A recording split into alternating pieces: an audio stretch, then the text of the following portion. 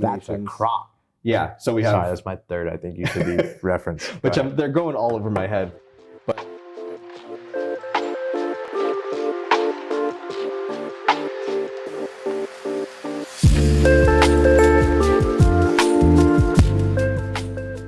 welcome everyone to episode 3 of Anything But Fighting here on MMAfighting.com. I am, of course, José Youngs. Before we introduce our guests, I have to say a big thank you to Gorilla the Bear for the fantastic artwork, one of Joe's favorite artists on the internet, and Andre Feely's favorite, one of his favorites too. And my friend Nick Wolf for the fantastic intro music. They do great work. All of their stuff will be in the description below. But gentlemen, we have not, and ladies that watch the show, we have not met Zac. UFC.com or just .com, yeah. UFC.com. I guarantee you, if you've been on the YouTube channel or the social channels, you've seen his work. You've seen fighters answer his questions. More often but now than not. he's going to answer questions specifically about 2022 movies. Mm-hmm. Joe Zac is a genius at having fun. I truly believe that. I don't even have to talk. They can just pump me up. I love this. Yeah, Zac's great. He has 10 out of 10 shirt. Amazing. Super Yaki. I was so mad. I was so mad when he walked in my house with it. Didn't offer it to me. So Joe was on the first episode, and we did a retrospective. Did you watch the first episode? I did watch it. That was last year's on. You had a lot to say about it. Yeah, he did. Yeah, he did. He messaged right after. I have a few comments. We did a retrospective of the last 10 years of Best Picture winners. Oh my God, we did. That was a fun time. We did. And Zac, you're now a member of the fan club of Children of Men. He finally saw it. It's a great movie. Who knew? Great. Everybody did. You're selling it short. I mean, it is I was in my home gasping. Hands on the greatest Christmas movie ever. I'll stand by that because it came out on Christmas. Is it the best Corian movie? Yeah. Really? I think so. I guess so. I'm a Roma. I do love Roma. Movie. And Eat Two I Mama haven't seen También. Eat Two Mama También. Yeah. Anyway, we said after that episode that Joe would be back to predict and give his picks for the 95th. I looked it up, the 95th Academy Awards. And Zac is in a group chat with us where we talk about movies, so we had to have him on. I actually badgered you and was like, I need to be on this podcast. Well, I mean, you didn't even have to badger. You could have just been like, because Zac and I talk about movies a lot when we're on the road. Like Singapore, we were just in this bar that was way too loud. And we were just like, what was your favorite movie of the year? Like screaming across the table. Oh, yeah. I've been there. Anytime I go to work with Megan, I'm in the back. I'm like, all right, Zac's working. I can't bother him right now. And I like wait for a time. She's like, he's working. And then I just know like when I do go over there, it's over. It's a wrap for a while. So like I have to hold off. I always do my job at the time I need to do my job. But then as soon as I'm done, I'm like, hey Joe, have you seen it? Yep. And then in Perth, we started to talk about it, and we were like, we need to let's save it. Yeah. Save it for the show. Anyway, before we get into our picks in the next 2 segments, Zac, we talked about a little bit before we aired. Was 2022 a better year for movies than 2021? Really putting me on the spot. Yes, we are. Which my friend and co-host, Manny Liberto, hates that I do to her.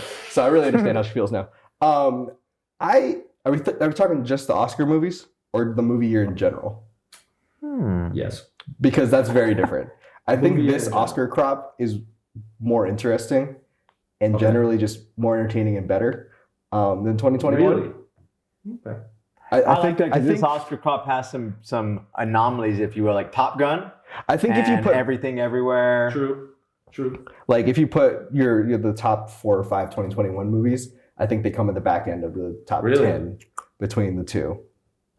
Because if you think like Power of the Dog, if you think Coda, if you think even Licorice Pizza, Green Knight. I was a big Green Knight. Me and him got into a big heated argument about Licorice Pizza in Houston. Because I did not like certain storytelling, like storytelling aspects of it. He was like, no, it's great. I'm just like, okay. To be clear, I'm not a Licorice Pizza stan. And I'm not even a Paul Thomas Anderson stan, but that movie's just like incredibly watchable. We don't need to make this a Licorice Pizza podcast though. We could, but that's for episode like 5 or 6 of this podcast. But I think generally this year is more fun and more watchable and more entertaining than 2021.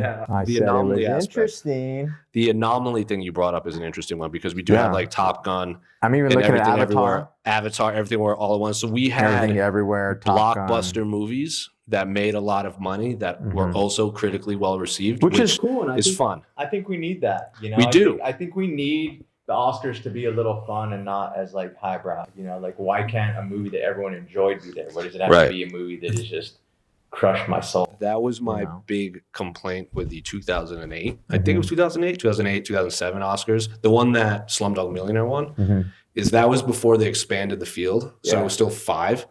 So Wall-E and Dark Knight did not get nominated. Well, Dark Knight's why they expanded the field too. Yeah, but like imagine a Best Picture like 10 that also had Wall-E and the Dark Knight. Yeah. It would just be fun. It'd be fun. It would kind of invite everyone to not feel so exclusive. You know, like, oh, I loved the Batman, or, you know, I love Top Gun. It's like, I'm going to watch the Oscars now because I enjoyed that. Maybe it wins, you know? And it's weird because the Oscars weren't always like this. They weren't always this like highbrow, small viewership type of award show. It was usually like the big movies, the big ones that were like the storylines of the year. I think, you know, you'll get like Star Wars or like Bonnie and Clyde or Beauty and the Beast, Beauty and Beast, right? Yeah. And so I like that they extended First animated it to movie 10. ever. Like it has to be 10 now, because I think a couple of years ago, when it was still just 5 to 10, a movie like the first Knives Out would have gotten in had it been 10 full ones. And that's a way more fun field. You get those movie stars in there. Andre Armas and Daniel Craig are on the red carpet. They're up for Best Picture. Just to, you know, bring it back to which was the more interesting Oscar crop very quickly. Just the Best Picture noms from last year, just so we all remember. It was Coda, Belfast, Don't Look Up, Drive My Car, Dune, King Richard, Licorice Pizza, Nightmare Alley, The Power of the Dog, and West Side Story. And we'll talk about the Best Picture noms for this year. But I generally think this year is more fun and generally just better. Yeah, I'm going to give you that on the Oscar noms, but like as a whole, as a whole, I enjoyed last year so much more than all the ones that weren't nominated. Yeah. I think a gap I have personally is I don't watch horror movies. I'm a wuss. Sorry. That's true. You don't. I am a wuss, and that's what my friend Amanda is for. She's the one that tells me, hey, you can or cannot watch this. But I heard it was a good year in horror. This past year? Great year. Yeah. Great year. So I'm happy for everyone. Yeah. I'm glad we all have things that we Barbarian. love. Did you see Barbarian, Joe? I didn't. I'm glad for everyone that got their scares though. Are you not horror either? I'm not like anti-horror, but like I don't seek it out. So I don't seek out all the ones that like came out that everyone's like, you have to watch Barbarian, Smile, and there's a few other ones that people like. I'm in a specifically horror movie group chat with New York Rick for MMA Fighting, and then Jessica Crystal Crew. You got to get on Damon Martin. Damon and I will slack each other, but like the three of us are in like we even see the bad movies. Yeah, like it's just any horror movie that comes out. I've always SpongeBob meme where like Squidward or Squidward. I don't. You know what I'm talking about? Nope. Yeah, the meme where like Squidward. Oh, he's looking at the outside. Okay. Yeah, and that like those are horror fans. I always like, wanted to be. Yeah. Like specifically found footage. Everyone knows that. After the first episode, I got so many DMs about like, watch this found footage. I'm like, I've seen it, dude. If it's out there, I've seen it. It never worked out for me. Hereditary is amazing. Changed my Hereditary's perspective. Hereditary got me to start wanting to watch horror movies. Because like, oh, I'm kind of missing out. This is amazing and scary and like just the right amount disturbing, but with the right amount like beautiful. Did you watch Midsommar? Oh yeah. I respect and admire. You didn't watch it? No, I'm a wuss. As a Florence Pugh fan? I again from afar. From afar. Like, What's the last horror movie you like watched? genuine horror? Do we count Nope? Yeah. We'll say Nope. Yeah. Yeah, that's a horror. It's like sci-fi. barely a horror movie. That doesn't count. I love that movie. It's like 0 nominations this year. It's crazy. How about that? Should have gotten cinematography. Did or Northman special get 0? effects. sound. Should have got sound. We're gonna For talk sure about sound. the zeros because a lot got shut out. Like Yeah, let's before we Northman get did into too, the right? before we get into the nominees, then Joe, what are some of the glaring omissions? Well, movies we were just talking Nope, which I don't necessarily see where it would have been. I just know it was a big movie. Northman got shut out of everything, right? As well, Bones and all shut out, and then specifically just off the top, in Bones and all, an omission would be Mark Rylance as supporting. I thought he deserved a spot in there off the top of the head. What about you? I think the ones you mentioned. I think the Batman maybe should have gotten some love somewhere. Again, I don't know exactly where, but it's tough. It's like last year with Green Knight. Sorry, go ahead. I thought Green Knight should have gone at least cinematography. Yeah. But then if you look at the 5 that got nominated, I'm like, what do I take? Right. Is it's it like just if you're the gonna say something 6th got best? snubbed, who should have? Is it just the 6th best cinematic film? Yeah. So in light of like I think these people should have gotten nominated, and I know who I think they should have gotten nominated over, is I think Viola Davis and Daniel Deadwyler should have gotten nominated for The Woman King and Till over Andrea Riseborough and Ana de Armas in Blonde. I mean, that goes without. I don't think Blonde should have gotten anything. No, it shouldn't have. Like I'm happy for Ana de Armas was like the best part of a very bad movie. Sorry, blonde people, but do those people exist? Apparently, if you look at the nominations, yeah, apparently they exist somewhere. But I think those are the like two snubs if we're bringing up snubs. I'm not on my phone. I'm just not as cool as these professional as these guys with a laptop. No, he's easy Joe. Yeah, Yeah. So I'm just cool Joe with an iPhone. You know what I mean? Exactly. And going off the top for a little bit. Yeah, we'll go with that. You were a big Top Gun fan. Of course. Are you? But you were more vocal in my circle of friends. Yeah. You were like Top Gun rules, which I thought was very good. Yeah. And then I watched it again. I'm like, this is a very good movie. Yes. This is an incredibly good movie. Were you surprised it didn't get any acting? I wasn't necessarily surprised because if it was going to be a Best Actor nomination for Tom Cruise, he would have had to beat out what was a very strong crop. Very hard. Like I look at those nominations. That's a crop. Yeah. So we have. Sorry, that's my third. I think you should be referenced. Which they're going all over my head, but I don't know if you can put him over Austin Butler, Colin Farrell, Brendan Fraser, Paul Mescal, Bill Nighy. Like real tough. I was the glaring one is cinematography that it didn't get a push for. It felt like there wasn't as much of a campaign for Top Gun Maverick as I expected. And I don't know if that's because Tom Cruise was like, oh, I'm not going to get really a Best Actor look here. We're going to kind of pull back. But like, guys, movies are fun and well-made movies are fun. He put them all into planes and they flew them and they did their best and they all threw up. They just all went through it for Tom Cruise. Tom Cruise pulled up to movie theaters and said, movie making. He said, ladies and gentlemen, this is your savior speaking. Yeah. That's why I was surprised Nope didn't get like at least editing stuff because they essentially created technology. Yeah. I don't know if they created it, but it was like a technique they used to do night shots no one had ever used before. Yeah. So half that movie, the night scenes were filmed in the day, but it was like an effect they put on the cameras that you can't tell. That's why the night shots were so crystal clear. So no one has ever done that before until Nope, and you can't tell. I couldn't believe they got nominated. And that's crazy, like with that knowledge that to not, it's like, what are we giving the nominations for then if you're not using those technical kind of like groundbreaking techniques for that, you know, right. Like then what are we giving the nominations to? You know, like Zach said, they were really in planes. Yeah, that's amazing. Like that's insane to me that they didn't get nominated. Yeah, and I think, you know, even if you're not going to give them, you know, cinematography like we've been talking about, like there's the production design, there's sound, there's all these other categories where, you know, like dude swept last year and won't sweep again in the next Oscars because part 2 is coming. And so it's odd that you see certain movies that one didn't get as much buzz as those two movies because I think those two movies were like top 5 box office maybe. Top Gun is like Top Gun for sure, and then Nope made like 300 million. Isn't Top Gun one of the highest grossing movies ever? Not ever, but of the year. Okay. I thought it was ever. That was like it hit billion, didn't it? Did it hit $1 billion? I don't know. It did. It was in the theater for like 18 months. Plus, that was the other thing about the movie year. There was no movies released from like when Top Gun was released until like September, except for Barbarian. It made $1.5 billion. Great job, Tom Cruise. Way to go, Tom. On a budget of 170. My goal is if I like pander to Tom Cruise enough, I'll get sent a Tom Cruise cake. Have you guys heard about this? No. So there's a bakery in LA, and it has this like white chocolate coconut bun cake that Tom Cruise loves. And he loves it so much that he sends the cake to certain people. Like Glenn Powell is on the cake list now. Miles Teller is on the cake list now. There's just a whole squad of people that are on this exclusive Tom Cruise cake list. There's a whole lore behind it. Would recommend. Zach's next. Tom. Dude, Tom, I'm just saying, is one of like the underrated like movie heroes, I feel. Ever? Like I think, yeah, ever. Like he's done it all. He got a bad rap for a bit just for being strange. But like, dude, the dude is just an underrated legend. Like, and like the range he's hit, you know, through his career. Yeah.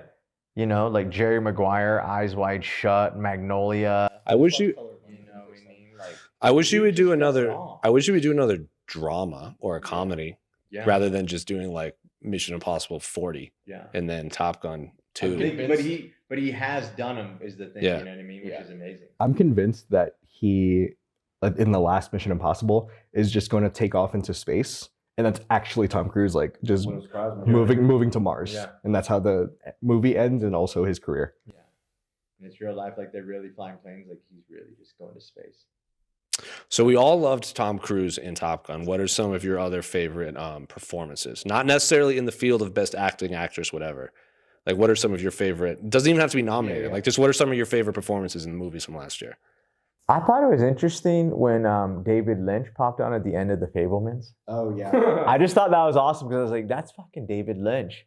And I just thought that was like cool. Where's the horizon? Yeah, that was so funny. Like I thought that was very like Bradley. Like I don't know, it was. I love the cameo. But if we're talking performances, I mean honestly, like easy. I'm just gonna take the low hanging fruit. But like I really liked Austin Butler as Elvis. I'm a big Elvis fan, and the guy's just so handsome. And that was a standout for sure. As Vader also. I read he's in Dune Part 2 coming out. Dave Bautista did an interview, and someone asked him about, have you heard Austin's like Elvis voice on set? And he's like, his character is terrifying. Oh, good. He said he's like Austin Butler's character is scary. As he should be. Yes. Didn't Sting play him in the Yes. The singer Sting, not the wrestler Sting. Oh, yeah. The Sting. MMA fans, you know, Yeah, I was gonna there's say, a big wrestling crossover, especially when you bring up Dave Bautista in that sentence. That's very true. That's very true. Another performance I really liked in a movie that I don't think a lot of people have seen is Regina Hall in Honk for Jesus, Save Your Soul. I didn't see it. So it's on good? Yeah, it was pretty good. I saw one trailer and I said, this looks funny. And that's pretty much it's like probably like 15, 20 minutes too long. But okay. Sterling K. Brown's hilarious as a He's so good. corrupt pastor. And then Regina Hall plays kind of the church's first lady. And she's kind of the backbone of the movie. And I think she has to like walk a line of like dramatic, satirical, and just straight up comedic. And there's like a climactic scene where she has to wear mime makeup. And it's also where like the dramatic climax of the movie is, and somehow she pulls it off. And so it's like an okay movie and a very good performance that I would recommend people watching if they have Peacock. I'll watch it. I think It's worth spending 100 minutes. I think also it's worth mentioning the trio of actors in Banshees Oh yeah, was just incredible. Like they were all so good, but to see like a trio, like a, you know what I mean? Conor McGregor tweeted about Barry Kogan.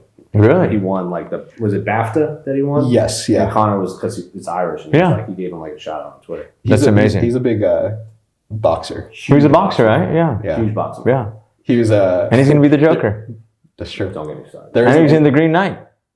Yeah, it was. He was so good in he's that such a too. great little weirdo. He's such a great little weirdo. There's a clip of him. I think it was for the Killing of a Sacred Deer press tour. Movie. But he was talking. It was a junket, and so someone asked Barry Keoghan about boxing. He's like, "Oh yeah, I'd love to do boxing." And Nicole Kidman's in that movie, right? Yes. And she's just like, "Oh no, please don't do it." Like she's just being the most like protective mother figure for him. And it's like, you know what, heartbreak feels good in a place like that. I have that shirt. I mean, my girlfriend wear that shirt. You gotta see it. It's amazing. Yeah, I said it. I think I said it. Yeah, Oh yeah, you sent me a picture. It's when we go to the movies, we joke like wearing team colors because it's the AMC next to Cronkite in downtown Phoenix. yeah. So we go, gotta put the team jerseys on. And we go, and it's we like the concession people are like, "What are you doing?" I'm just like, these guys. What do you mean? What am I? You know, there's coming out with a sequel to that I know, I trailer. heard that. Yeah. Can't wait. That's fucking love, dude. That's love. I love that stuff. Heartwarming. Sure is. A few other performances I liked real quickly. I'm just gonna blow through them. Just kidding. Brian Tyree Henry in Causeway. Yep.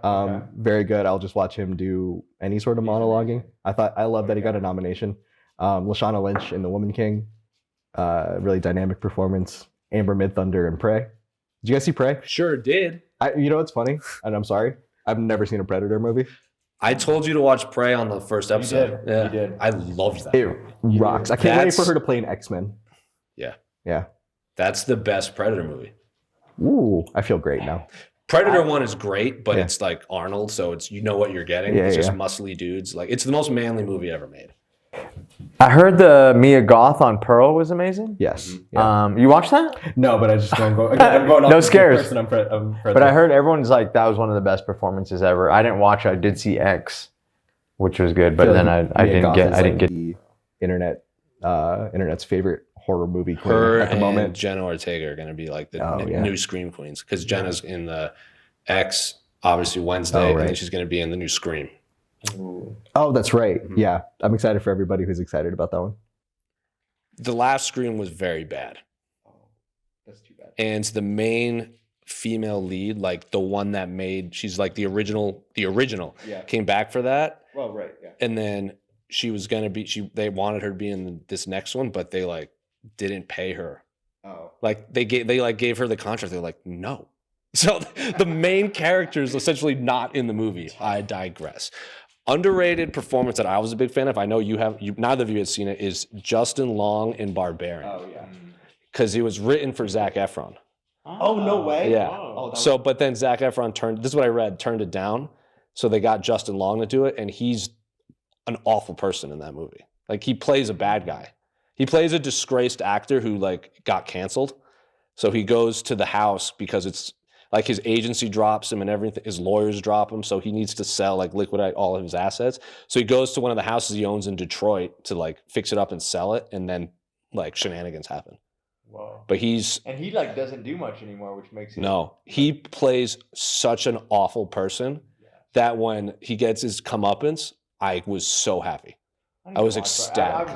I've heard amazing things about it. But there was like The Barbarian and then Barbarian this year, right? Barbarian is the one. That's the one. Do you remember Whitest Kids You Know, the old comedy group?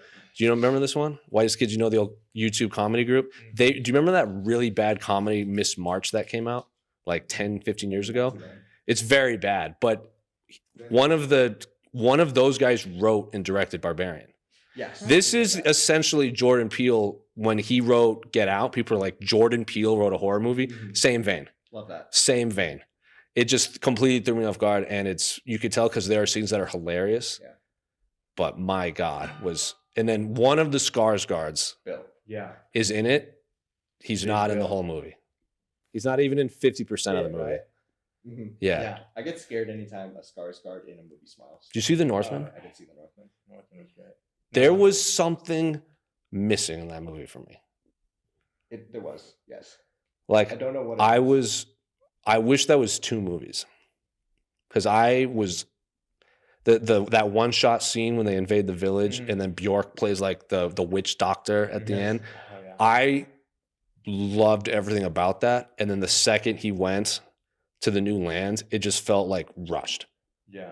And then when he was in the cave with the knight and everything, I'm like, what is happening? Like they didn't set this up at all. They went really into like, we're going folklore style telling this. I wish it was 2 movies, and I wish we got the first movie was like him as a Viking or a Northman Viking, and then at the end he finds his mom, and then it goes into it because it was just felt rushed and there was something missing.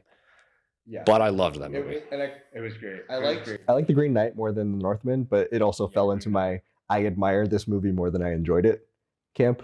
Yeah, I was a big Green Knight fan because there was a lot of lore Green Knight was like amazing. The Northman and how detailed and period accurate it is, and that's great. But I also was wanting to be like a little bit more. Do you remember when in that movie when like Anna Taylor-Joy's character or it might have been the Skarsgård, like they see their family tree like in a vision. Oh yeah. And then it like zooms in on his daughter. It comes down like through the tree. It zooms in on his daughter, but they don't tell you why they zoomed in on his daughter because in real life she becomes like a queen. Mm-hmm. But if you don't know that, you're like, what is that? Yes, and I good like improv. What? That's the first rule of improv. Yes, and yes, people and get it. Yeah. Oh. Yeah, I feel like even though with Robert Eggers doing it, I thought it was just going to be more of like an epic. And then I think I was so pleasantly surprised that it just kept its like bizarreness and like darkness so well that like that really like charmed me through it because like, oh, this is just going to be like great breakout epic for him. But like it was still weird and dark and bizarre, and there was just like some real freaky elements of it. And even that part with the tree when I said amazing is I get that it that part didn't have a point, but even just the way that was shot and it like It's beautiful. it was just everything was beautiful and it was like, and I love that like dark beauty, like even like talking about Hereditary, like there's like beautiful movies, but like the dark beauty of I say like It's just Children of Men beautiful. is like the most beautiful ugly movie. yeah. Yeah, Um, sure is. I also think personally, like The Northman was marketed weirdly. Horribly Well, marketed. there's a lot of weirdly marketed movies this year, Yeah. but it was marketed as this like badass action movie, Yeah. and it is that for like 10 minutes, Yeah. and it's the raid scene. Yeah. Right. And then other than that, it's William Dafoe Just tripping balls. messing around Yeah. and having a great I went to time. see that with like a bunch of guys. Naturally. I was like, let's go see this like Viking movie, and then Yeah. we were like, That's what you think What? it is. You think it's you like flex and everything. Yeah. it's still a beautiful movie. That was great. It was just something was missing. What was a movie that people thoroughly enjoyed that you just don't quite understand why people enjoy it? For this. I got one for this too. Hit me, Joe. Everything, everywhere, all at I once. knew you were going to say that, and this is where we disagree. This is where you guys hate me. I don't hate you. Everybody can have their opinion. Yeah, You yeah. can be wrong. But here's the Doesn't thing. mean I hate you. No. So spell out your do you like it less than other people or do you just not like it? Oh, that's a good question. I don't like it. I didn't like it at all. I didn't enjoy it at Feely all. didn't like it either, right? Feely loved it. Okay, I remember. Yeah, I mean, me and Feely just had totally. I mean, that's what's beautiful too. And I always say this is like how two people that, you know, have good taste, they're friends, have the same interests, can just have two totally different like viewing experiences. I mean, me and him sat next to each other the whole movie, and That's I was right. just like, you know what I mean? Yeah. And I was just kind of like, when we got up, I was like, he just goes, amazing, huh? It's one of the best I've ever seen. And I was like, what? Like, how did we just not, you know what I mean? Like, what, you know what I mean?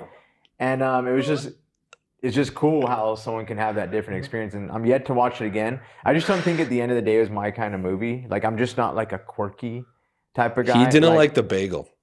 Oh, dude, the bagel pissed me off so much. It's so weird. Well, no, that's when Like- no, that's when it was like, all right, I'm not digging this movie to like, I don't like this movie. And then like the bagel came and I was like, I hate this movie. I was like, I kind of hate it. Why do you have a bagel? yeah. So yeah, it was an exhausting watch for me. Yeah. It is Honestly, like exhausting. I was just like, dude, what is like, this is pointless. And I understand it does all this and gets to a certain point. But it was like, you could have honestly just got there without being so overly complicated. Like, I don't like overly complicated movies, even like Christopher Nolan, like weird twists. Like I love watching it and I respect it, but I'm just kind of like, I just like a straightforward character. Yeah, And that was. sometimes you can get to these themes without doing all that. And I respect they did all that. Yeah. And I thought the visuals and everything were great, but like, you know, it's a comedy we were talking about earlier. It's like, it just wasn't my kind of humor. Like, Sure. That's fair. like It's I one told of- you, I haven't laughed in 3 years. Yeah. Remember? He doesn't like But- that. He doesn't yeah. laugh at movies. But it just wasn't my kind of humor either. Like I like an absurd comedy, but that was just like too quirky, and I'm Mhm. not like a quirky guy. So It's one just of. didn't do it for me. It's one of 4 movie posters hanging in my. Everything living room. everywhere. Oh, wow. That Akira, Prince Mononoke, and Spirited Away. Ooh. Wow. What did you guys not dig that everyone dug? Which one, which movie did you not dig? you said that you had everyone one. Dug?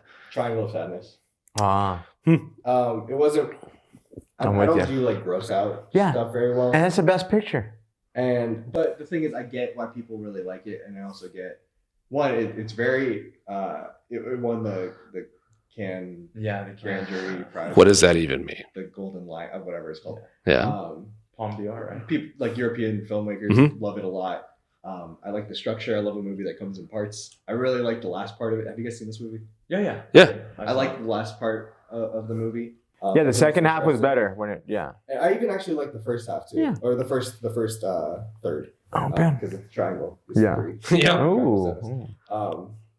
But it just kind of fell flat, or like the commentary it was trying to go for. And I know like the overwrittenness is kind of the point and the part of the movie, but it just maybe I wasn't in the mood for it when I watched it. Just wasn't my thing. It was just like over your head with the themes. I think they're trying to. I feel that's why it got like nominated. Mhm. It's just literally like because the theme is present right now, but it's just I don't know. It just like you said, it just wasn't done well. Like I think a movie that was done better than that. At least I'm into fun movies right now. Is like The Menu. I Oh. like more than that. and I love the menu. It was because it was just fun, but it was fun. It was just fun. Great acting. And I liked it better than like the Triangle of Sadness. It tried to be more than like Sure, I just get what like you mean. a fun, you know what I mean? Like there's a few of these like Eat the Rich movies this year because those two and Glass Onion, Mhm. the same idea. It just didn't hit for me, even though I liked a lot of the performances in Triangle of Sadness. Shout out to Dolly DeLeon, I think is her name. She's the woman at the end who like who took over on the island. yeah, basically. That was great. and there were parts that made me laugh. It's just I didn't think it was best picture. That's a great pick. Dude, I was actually, when I just looking at my phone and I was looking, let me make sure these best pictures, the interesting crop it was. And I was like, that does make the crop more interesting. But at the same time, I'm just like, why was that one there? So I'm glad you said that was one you didn't like, because that would have been like another one. Yeah. As a movie, not because I loved the acting in it, not the biggest Elvis fan. I'm there, kind of there with you. I think Austin Butler nailed it. Mm-hmm. I think if he made the movie, if it was anyone else, I wouldn't have enjoyed it. And I think the directing and the style, the Yeah. approach they took made it too, because it wasn't just like the old tired biopic. Right, You know and what I I mean? wouldn't have hated that, but there hasn't really been a great Elvis biopic movie. There's been like miniseries. Didn't like when they would just sprinkle in like very modern music, because it just took me out of it. Yeah. Does that make sense? The Baz Luhrmann special. Yeah, the Baz Luhrmann, but like I knew that going in. Like when you go see a Baz Luhrmann movie, you know exactly what you're gonna get. You're gonna get kaleidoscope images and like these crazy songs. So like when it happened, I wasn't upset, but I'm like, yeah, this is why. But Austin Butler, Incredible. everyone in that movie was You know incredible. what? You know what ruined it almost for me? And Tom I love Hanks' that movie, Tom accent? Hanks. I know it's tough. I hate. Remember we were talking about like tropes, which I don't even know if this would be a trope. Yeah. But it's just an annoying thing that people do in movies a lot, and I can't think of other examples, but that's a biggest one right now. Is like where they just like totally like transform the person instead of You just can't like see it. picking a person. Yeah. Like why don't you just like pick a big fat Dutchman I think to play the guy instead of like Tom Hanks like In a fat suit. dressed up Right. in a fat So I suit get playing a Dutch accent. 100% I get And I 100% get acting's that. acting, but I'm just like, Tom he Hanks. ruined it. Tom Hanks is a very vocal, like he's a huge Elvis fan. Yeah. So I just think he really wanted to be involved. And if you're a director and Tom Hanks is like, I need to be in this movie, you're gonna say no to Tom It's Hanks. also how you sell the movie too. Like, Right. Tom Hanks is in Right. I think the part that I didn't like a lot of Elvis and Austin Butler is the best part of Elvis. And I thought Baz Luhrmann really captured like the energy of an Elvis Sure. performance. He did. He Um, did. But I don't know. Well, that's why I think he. I felt like he was the right performance. Like Yeah. the right direction. I just completely dropped out of the movie mentally. Whenever the person who was playing BB King, the BB King character was like, Sure. "Yeah, go ahead, steal my music." Right. Which No, is- that's a good point. That just is a very because good like if point. you're going to go, I want if you're doing an Elvis biopic to like examine the whole, not just Sure. the myth of Elvis, but like Elvis. There was in all of also like when he played at the baseball, it might have been Yankee Stadium, whatever, when he played at the baseball field and he got arrested. Yeah. In real life, the song he sang, I'm gonna sound very nitpicky, wasn't out yet. So they got that wrong. And when I knew going in, because I was like, my mom and family is like a big Elvis fan. So they playing this, I'm like, this doesn't line up. Like this just doesn't line up with that. But at the same time, I knew Elvis was a big Shazam fan. That's why he would wear the short capes, Oh. because Captain Marvel in the comic books wouldn't have a Superman cape. His cape would go over one shoulder and it would be to his waist. That's what differentiated Shazam or Captain Marvel and Superman. So when they showed Elvis as a kid reading Captain Marvel, I was like, nailed That's it. a Jose Young Nailed podcast it. right there. Just bringing it back to comics. Nailed it. You got So- it. So I wasn't a big fan of the movie, but I think all of even the woman who played Priscilla was very good. Yes. Yeah. The guy, the BB King guy, and the Little Richard guy was great. Everyone was good. Tom Hanks didn't. Tom Hanks was weird. Tom Hanks was And weird. he was the avenue through which the movie was being told. Yeah. Before we get into the best picture predictions, at one point that was your favorite movie of the year. when I watched it, I was just like, it was such a great experience. It that I was. was like, this I- is the best movie I've seen I had fun watching this it. year. Yeah. And yeah, that was it. I mean, it was like when we talked the first time about the Joker. I know. Like I was so, and I always Just and I always have to say that I'm like that was the because I just had such a good experience Sure. watching it. And then we interviewed. But now I think back and I'm like, It's not even my top. Like that was such a good year. That's not even my top 5, 10. But yeah, that was it. But yeah, it's fallen. A lot of it had to do with Tom Hanks. Like I just kept seeing him. Sure. Well, it's his movie. Yeah.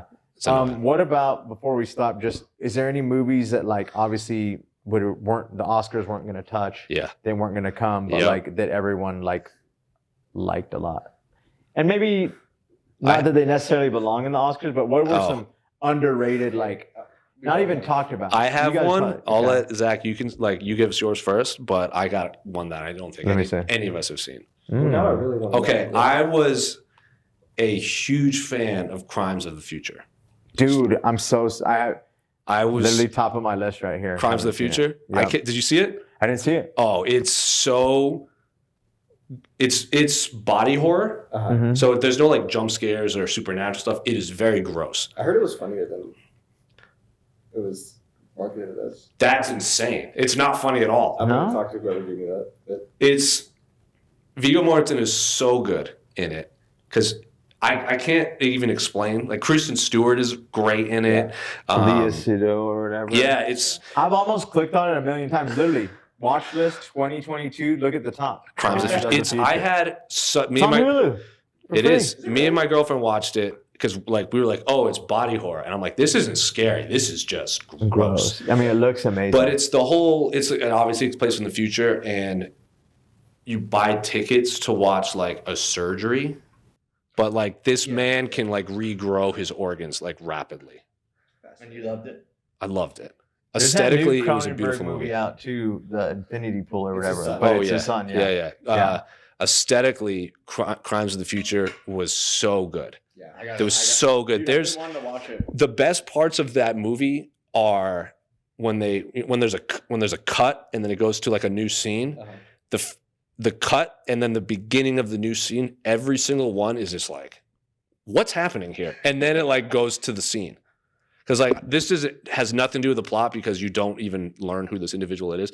But like they cut to this like weird dance and this man is covered in ears.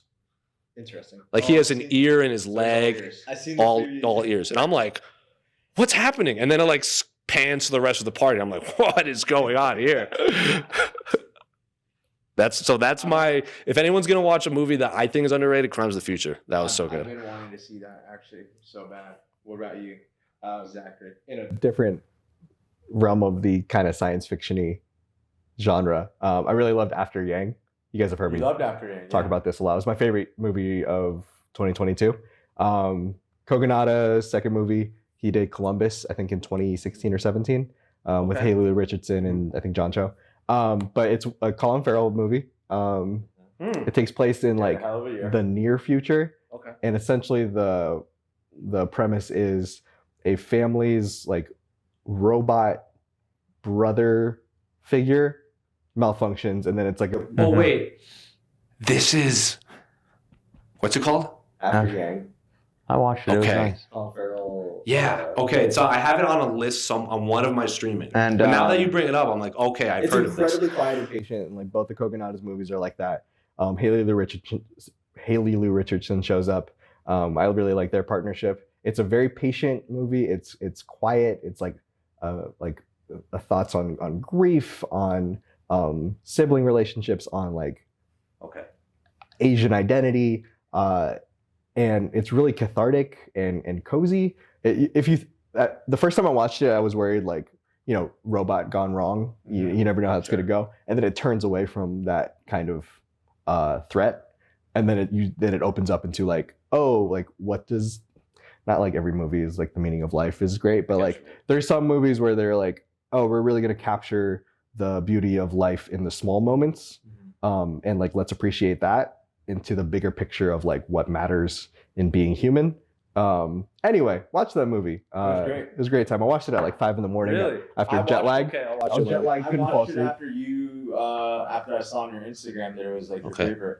I'll watch it. And I was like, I'm gonna go watch After Yang. Did you like it? A lot. Yeah. It kind of gave me like 9 days energy. Huh. Yeah, 9 days again. You told me that one. You're like, I love that one. That's what real linchpin with Jeff. That's a beautiful one.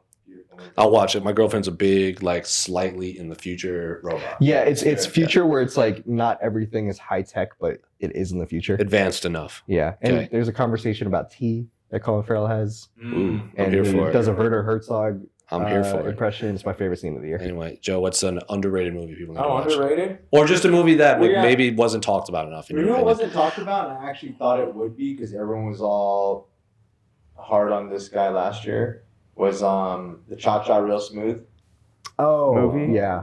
And I thought it was a pretty good movie, and I actually liked it better than his. What was his other one? The Shithouse. I really like Shithouse? Shithouse. and I like this one better than Shithouse. And I was like, oh well, Shithouse got so much love on like from the indie crowd for what's his name, Cooper Rafe. Cooper Rafe. Mhm.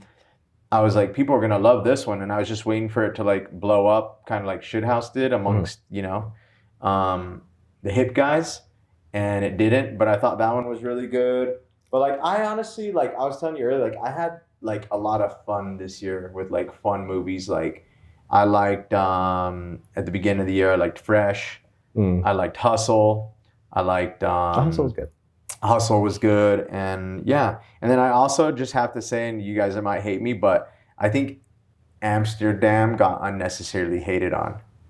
And I think it might have been that like I went in and like everyone hates this movie, so I was like, this is gonna be the Low worst movie ever. expectations, yeah. Sure. I had such low expectations, but I was like, that wasn't bad. I think me and you talked about it, and you hit it on the head that like it felt like a dress rehearsal. I was like, yeah, they could have like made it. That's a good Yeah, one. yes, they could have polished it a lot more and had it been a good movie, especially with the cast and the Yeah. director that it was. Like a polished version of that would have been great. It's like an album with too many songs. But I thought the base of it was actually pretty good. There was something. I think that was the frustrating part. Was like there is a really good movie there, The potential hurts the most. and like it wasn't to the fault of the performances Yeah. either. It was just the way it was like edited and paced and Yeah. whatever. And like the energy was weird in the film. It's very weird. It was weird. Yeah. Yeah. I And think dress rehearsal is a great way. Yeah, that like when he told me that, I was like, that's what it was. It was just kind of I like feel really smart they talking to you guys. practiced The drama. doing the movie. Yeah. But like if they would have just like cut out a few more things, that like it would have been a good movie. I also like everyone hated Babylon. I like Babylon, but I don't know if Did you people like hated Babylon? it. I haven't seen it yet, but I'll tell you why after you're done. Tell me Yeah. if I like it. But yeah, those are underrated ones. But like I had fun with like Do Revenge and The Lost Sure. City and Okay. like little things like that. So- Venue. Cha Cha Real Smooth, I really liked. I also really think it's hilarious that Cooper Rafe was like, you know what? I'm gonna write myself as the character who gets to have a relationship with Dakota Johnson in my second movie, and then Do Revenge to bring up a performance that I forgot to mention. Sophie Turner, her cameo that she has, where she said she has a rant about she doesn't do cocaine. It's great.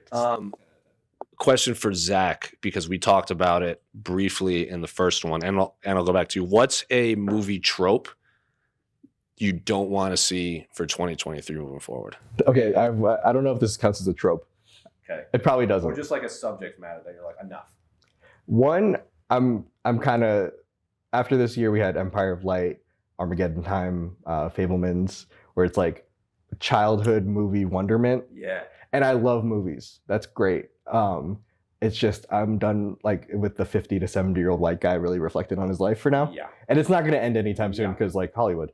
But the smaller trope that I don't want to see anymore is this bugs the hell out of me, and if somebody could explain it, that'd be great. When one character calls another one, and they just say, "Hey, it's me."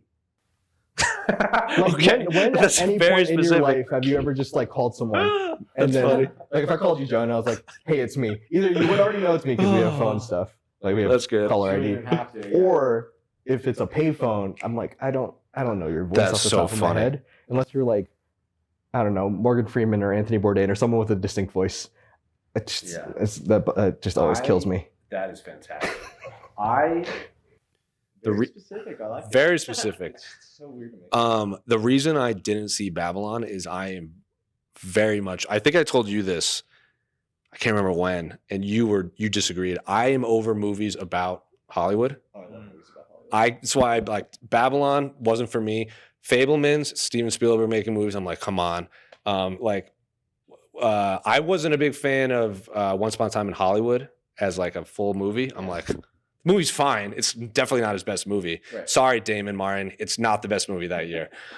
It was fine, but I'm like, enough movies about movies.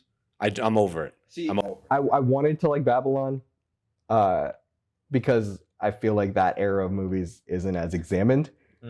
I agree. And then, have you guys, either of you seen it? Babylon? No. Babylon? Yeah. He loves I that like movie. it. Yeah, I like Okay. Babylon a lot. Do you care if I say it? I don't care. I'm not going to say it. Ruin everything. Yeah. All right. Skip ahead like 10, Yeah, 15 I'm going to seconds. wave here. When you see me wave again, when you're fast forward, you're not missing spoilers. The Avatar like jump scare at the end montage was just, it took me, I was like, you know what, I hate this movie. I'm done. One, it reminds me of a movie, or it's a movie that makes the sin of like reminding me that there's way better movies out there. Yeah. And two, he somehow made an $80 million love letter to Singing in the Rain an unenjoyable experience. And then, Is that what that movie's about? I mean, yes and no. It's more like Okay. to the silent movie era, but there's like some blatant and like on the screen, like this is what the movie is about. Have you seen Singing in the Rain? Okay. So, Okay. and I appreciate some parts of the movie. Margot Robbie's a superstar. Margot Robbie, man. Diego Calva, awesome, but I just didn't enjoy it. My girlfriend said she thought it was funny. Yeah, So it was funny. movie. I haven't seen it. Margot Probably was a riot. I thought she was Probably great. Oh, won't yeah. see it. I'm not nothing against Brad Pitt or Margot Robbie or any of those people. Yeah, it just wasn't my favorite. Also, The Artist was very good, and it's like when that won a couple years. That was an actual silent movie. Yeah, So like that perfected it. yeah. Don't need to see anything else about that. Hollywood's a depraved. Yeah, Plays with the depraved they history. like to pat themselves on the back. And a lot of times I like to watch it. But then I also I didn't love Hail Caesar. That's another good one that I didn't care for either. I'm just like, I'm not. And now I'm trying to think of like a genre type of movie that I just am What not into. movies about movies? No, like you know how he's saying like I don't like in the first movie. I don't like you're not a big sci-fi guy. I'm not a big fan of the Lone Wolf and Cub style, like adult protects child, yeah. which is weird because I love them. Because I love The Mandalorian and I love The Last of Us and I love Prospect. Oddly enough, Pedro Pascal, I might just be a Pedro Pascal fan because he's the star of all three of those. That's literally, okay, if Pedro Pascal does it, I'm all for it. Anyone else, I'm like The Road, I understand it's a great movie. It's not, I don't like that. It's a brutal book too. Yeah. Anyway, he wasn't a big sci-fi guy. Yeah. I'm not a big like adult protects kid Uh-huh. because it just feels like the kid is like a handicap. Yeah. Not a fan. I think I'm just And this is more like a TV thing. I'm just not really enraptured by like murder mystery. Okay. Like not like Like who Knives done Out? it. No, like I love Knives Out. I even liked See How They Run, which is like a Haven't seen meta. it. It's It's meta. It's don't give me spoilers. Saoirse. yeah. I will But- watch that. Yeah, but Okay. but like the like true crime style or like investigative Okay. crime like noir? I guess noir, like I like little things I didn't really like, or if there's like a was trash. like or if there's like a dead girl that we need to solve the Oh, like mystery Love of- Bones type thing. or like sharp objects. Or Prisoners. I haven't seen Prisoners. He, Yeah. I haven't seen it. Really? Yeah. he hates that movie. I do. Well, I yeah, we talked about it. I hate how everyone loves it Yeah. so much. But generally, yeah, I don't really like the Okay. CSI adventure of the week. That's fair. Anyway, so we'll be back at this commercial break and we'll actually get into our predictions. I know. The movies we What like. the hell did we even do?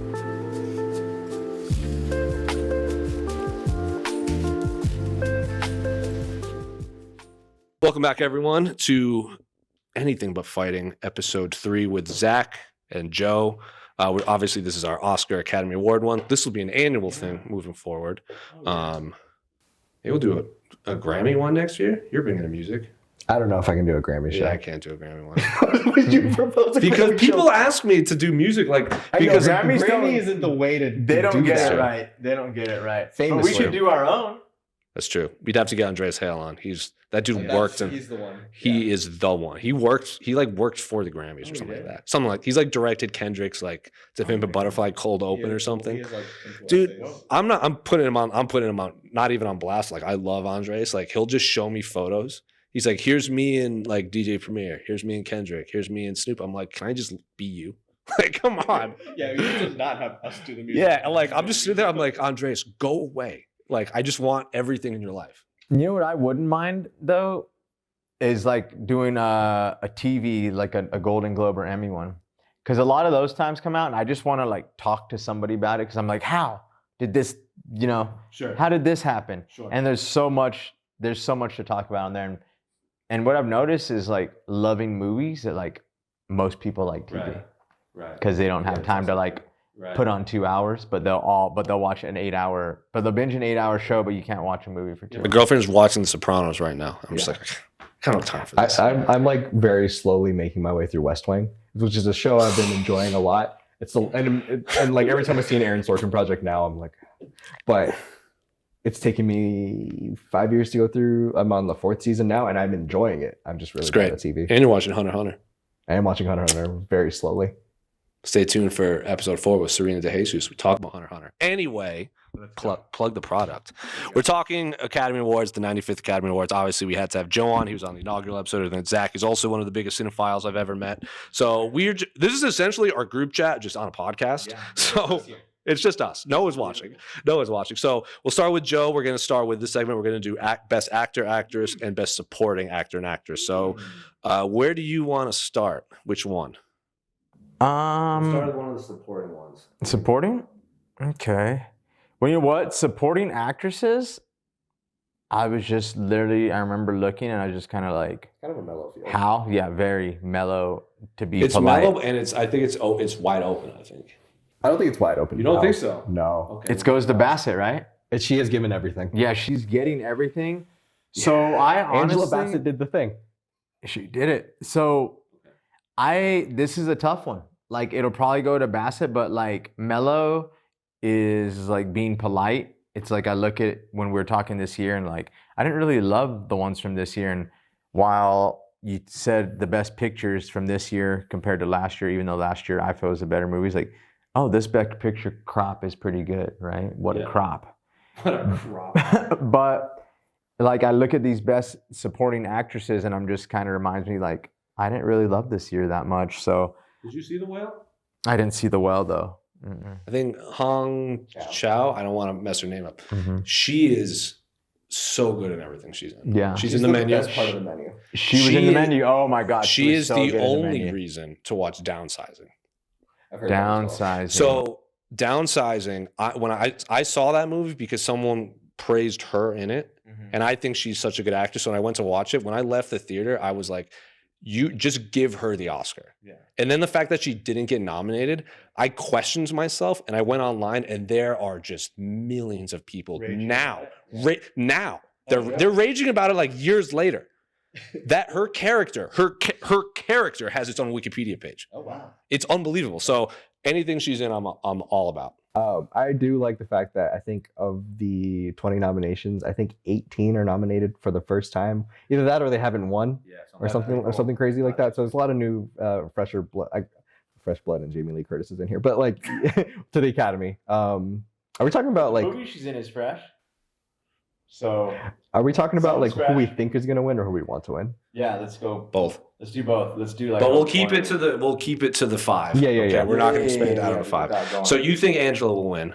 I do. She's been winning everything. That's fair. Also, Angela is the safe I'm gonna bet. say prediction Bassett, and I'm gonna say hope for Hong Chow. Yeah. Because she got Hosed. snubbed and hosed and downsizing. Yeah, that movie was awful, but she was so good. Yeah. She was like I was captivated Yeah. by her character. It was I can't go watch That's that the Matt movie. Damon one, right? Yeah, it's Yeah. so bad. That Yeah, movie's that's, so bad. That's the guy that did Sideways. Yeah, and Nebraska. I She is. I can't praise her in that enough. And then when I saw she was in the menu, my girlfriend was like, Julia was like, we gotta see the menu because she owns the restaurant. She was really good in the menu. She was so good in She the was menu. great. Yeah. But it's such a different character. Yeah. So Yeah. anyway, I'm a huge Hong Chow stan. Which Hong is Chow this for is the a win. tortilla. Yes. What is I this? love She goes, that. this is a tortilla. And I'm just like, oh. So I want her to win, but obviously, like, it'll probably be Angela. I think she's like a minus 1,500 Holy favorite or something crap. crazy. So the first Marvel, like, Academy win for acting. There's no one who's even been nominated for a Marvel movie. Oh, this Yeah. would be for Bassett? Yeah. Well, that's I mean, a it's nice Angela Bassett. milestone, too. That's cool. Yeah. I mean, she's This a movie, monk- Black Panther: Wakanda Forever, was also fine. yeah, it's pretty good. Was a movie. It was pretty good. I There's love. some very high highs and some very phase 4 lows. There were highs. Name more. Namor. I Yeah. can't, I'm not gonna, Submariner. I wish they called him Submariner. we still have time. He's he's a mutant. In the I comic know. books. But we'll get there. I loved the Aztec reimaging because that's not in the I, comic books. I appreciated Loved that as well. I was Anyway. wondering how they were going to finesse that. Back to this one though. So Angela Bassett, I think she's going to get it. I do love that Stephanie Hsu got a Me too. nomination. I thought she was a real, not revelation because she had other work, but playing like the villain and also holding the emotional center of the movie. Mhm. The scene in the parking lot at the end Bro. where she's in the car and she says, "I'm just tired." I might start crying on the pod. So I'll good. cry with you. Yeah.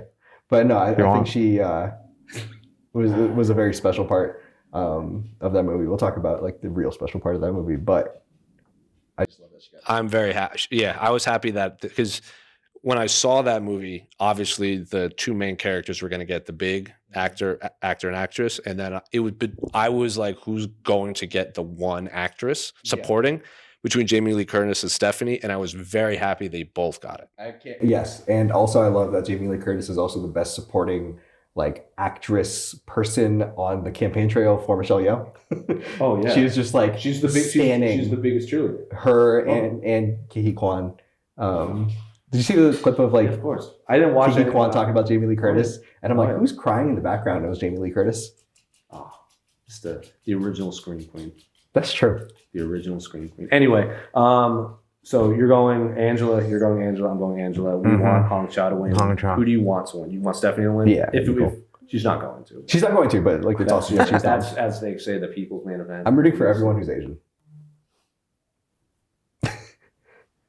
That was call back to a joke that was off camera. That was off. Everyone's gonna be like, "What are they talking about?" Anyway, we'll go best supporting. Zach, we'll start with you. Best supporting actor. So, who do you think wins, and who do you want to win? I think Ki Kwan's gonna win Mhm. for Everything Everywhere All at Once. There's some Brendan Gleeson and buzz in there, Yes, there is. and Barry Keoghan has taken a couple of the awards as well. Yep. But I think last year the Oscars gave us a great Best Supporting Actor moment with Troy Kotsur That was winning. nice. Yeah. Beautiful moment. Yeah. And I think it's a real easy move for the Academy to have another real heartwarming Good moment. point at the start of the show. Also, not for nothing, he was great. And he was awesome. He played like 3 different people. Well, that whole movie, everyone played multiple Yeah. people. But particularly the the Wong Kar-wai scene where he's like in the suit and he's basically doing a Tony Leung impression in the rain. in the rain, Yeah. in the Oh, taxes and God. laundry, et cetera, et cetera. I mean, he's one of the feel-good stories of the year.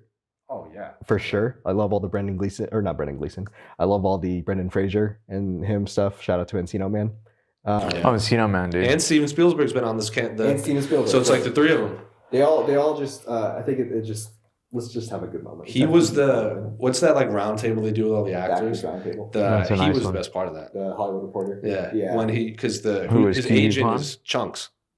Those are really. The guy who plays Chunks in the Goonies Oh my God, is it his, is. is his actual agent. I saw that on like a reel. Yeah. Incredible. So he's Yeah. like when they were trying to get him in this movie or another movie, he's like, wait, Chunks is Short Round's agent? And he's like, exactly. But it was like so endearing that it Shout just out made to me Vito. love him. Yeah. And then wait, so that's who I think is going to win. Yeah. And then who I want to win is Ki Kwan. Yeah. That's me too. And predict. Yeah. Yeah. I mean, like this is a cool group. I really like Barry Keoghan a lot. Good. I love- You like Brian Tyree Henry in Causeway? Yeah. I- Brian Tyree Henry monologuing. I'm a big Barry Keoghan fan. If he wins, I will be very happy because he's an oddball and I like fellow oddballs winning. Also, this is completely underrated to any movie. He was going to play Yorick in the original Why the Last Man show before he blew up. Oh, that's right. And Why the Last Man is one of my favorite comic books ever. So I was very excited. And then they scrapped it. And then they did that monstrosity that was on AMC that I didn't end up watching. But I wanted him to play Fade Rafa. Wow. It's comic book stuff. No, this is Dune. Oh, this is So Dune. Austin Butler plays a character in Dune Part 2 coming out. And Batista said that his character is terrifying. He's supposed to be this like golden boy goon, basically. Yeah. He's Austin like the scary? like if Dune was a high That's school nice. if Dune was a high school drama, he would be like the handsome bully. This is like the sci-fi wow. awards. Yeah. Oh wow. Yeah. Or like who's But I'm sure Austin Butler did great. But I wanted Barry Keoghan. So in this movie we're gonna but Austin Butler's more handsome if he's supposed to be like the handsome it's boy. Florence Pugh, Timothy Yeah. Chalamet, Zendaya, and Austin Butler all in a movie. And Rebecca Ferguson. And Rebecca Oh my Ferguson. god, I'm gonna come instantly. That's very bizarre considering they're all like 24, 23 years old. Austin Butler, Timothy Chalamet. Yeah. Come on. Come on. Anyway, who do you think wins? And who do you want to win? Predict Ki Hu Kwan, because I feel that's what's gonna happen. It's been happening. It's a feel good moment, and and like you said, not for nothing, guy was amazing. But I want Barry Keoghan. That's my guy. That was my favorite performance on this list for sure. Like if I was the Oscars, that's what I would be picking. But yeah, that's who I want. But if we were betting, it would be Ki Hu Kwan. I can't believe Barry Keoghan's also in the Eternals. He plays Druig. He was the best part of the Eternals. What? Okay. It wasn't. I didn't say I liked the movie. Okay. And Brian Tyree Henry, also in the Eternals. Was he? Yeah, he was. He did a superhero movie? Yeah, they had him figured out. Oh my god. I can't believe that. It's a movie. It's a movie that I'll get into when Andre Feely's on the show. There you We'll do a massive. You guys deep should dive. get it. We send like voice messages about comic books. Oh dude, It's unbelievable. He sends me voice messages singing like Creed and shit. Same thing. Yeah, and Same like thing. Matchbox 20. So Just be like, what? moving on to Best Actress. What do you think of the field, Zach? The best actress field. So we got Kate Blanchett in Tar, Anna de Armas in Blonde, Andrea Riseborough into Leslie, Michelle Williams in The Fablesman, and Michelle Yeoh in Everything Everywhere All at Once. I could have done with some Marco in here For what? Fair. for Babylon. Okay. Who would you What if take you out? said Amsterdam? Or Amsterdam. Actually. She was good in it. Who would you She's take just out? great. For this? Oh, the answer is Anna de Armas because Blonde doesn't deserve. Well, you any know what? I didn't see nominations. Blonde, so it wouldn't be fair. It's okay. You know. And or to Leslie. What was there was some controversy behind that nomination. Yeah, Yeah, it was just this weird. I didn't do a deep dive enough into it, but I I guess talk a lot- about it off pod. There's a lot of Oh, yeah. like, social. Everybody got spawn-conned basically into voting for Andrea Riseborough. Yeah, but then like a lot of like the actual nominees and people that got gypped were like, no, they didn't have a problem with her getting It was nominated. just the way Yeah, they went about it. yeah, they did this big campaign. And also it was a tough look because the two actors who got them were 6 and 7 probably on everybody's ballot were Daniel Deadweiler and Viola Davis. So you just have white women taking two It's a whole thing. prominent, yeah, That's a big thing at the Oscars. yeah, famously. So who do you Okay, think go ahead, wins sorry. and who do you want to win? This is the hardest one. To me, it's a 2-horse race between Kate Blanchett and Michelle Yeoh. Yeah. I think Kate Blanchett is gonna take it, and I want Michelle Yeoh to win. Even Kate Blanchett is like, I already have an Oscar, just give it to Michelle Yeoh. But I think Kate Blanchett is What did she win awesome. Carol. Mhm. Did she? Yeah. I think With she Rooney won Mara. for Blue Jasmine. Does she you have might be 2? right. I think she Trivia. won for Carol. Trivia Day. She has I 2 think she Academy won for Awards. Carol. She has 2 But Academy we're Awards. both right. She won for, I already got it, Aviator and Blue Jasmine. Oh, she did win for Aviator. That's Catherine Supporting, Hepburn. supporting Aviator and lead Blue Jasmine. So you think? Anyway, So I think That's Oscar trivia. it's like 1 in 1A.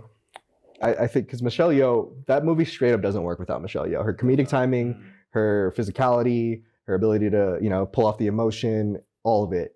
Not everybody can do like genuine great martial arts on screen and also pull off the joke of Rakakuni.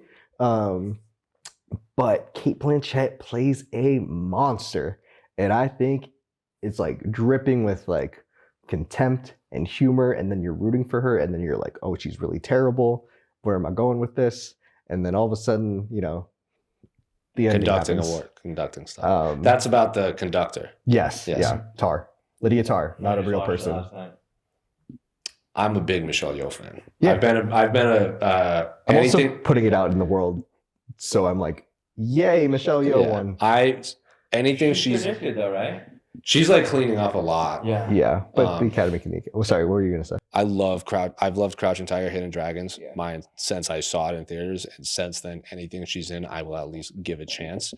And the fact that this movie was written for Jackie Chan, and he said no, so then the director was like, "Let's just get a woman to play this role," is so yeah. He turned it down. So and essentially, like when you walk with that knowledge, you can see Jackie Chan in this role, but Michelle Yeoh nailed it. Yeah. She played like 5 different people. Exactly, and I mean, Hot talk. I don't. It's crazy how all that worked, but I think Michelle Yeoh is like the best part of Shang-Chi. I thought she was the best. Like she's great in Crazy Rich Asians, and then they kind of come into a head of like this movie in this moment. It'd be great for it to happen for her, but I'll be happy because either way, both these characters are original characters, and they're not for impressions. Correct. which is something I always appreciate. Yeah, and I think like she's been very active over her. Like she's worked a ton, and she's in. If you go back through her filmography, she's in a ton of movies people have seen, but she's never like. Right. Everyone say hi, Megan. Memories of a Geisha, Kung Fu Panda, Crouching Tiger, all these movies. Joe, what do you think? I'm gonna go prediction. Michelle Yeoh. I think it's gonna happen. You guys just put it out into the world, so it has to happen. And I feel she has been cleaning up. She's another real, nice feel-good story after all the years and all the things and all the work she's put in. To get the win would be great.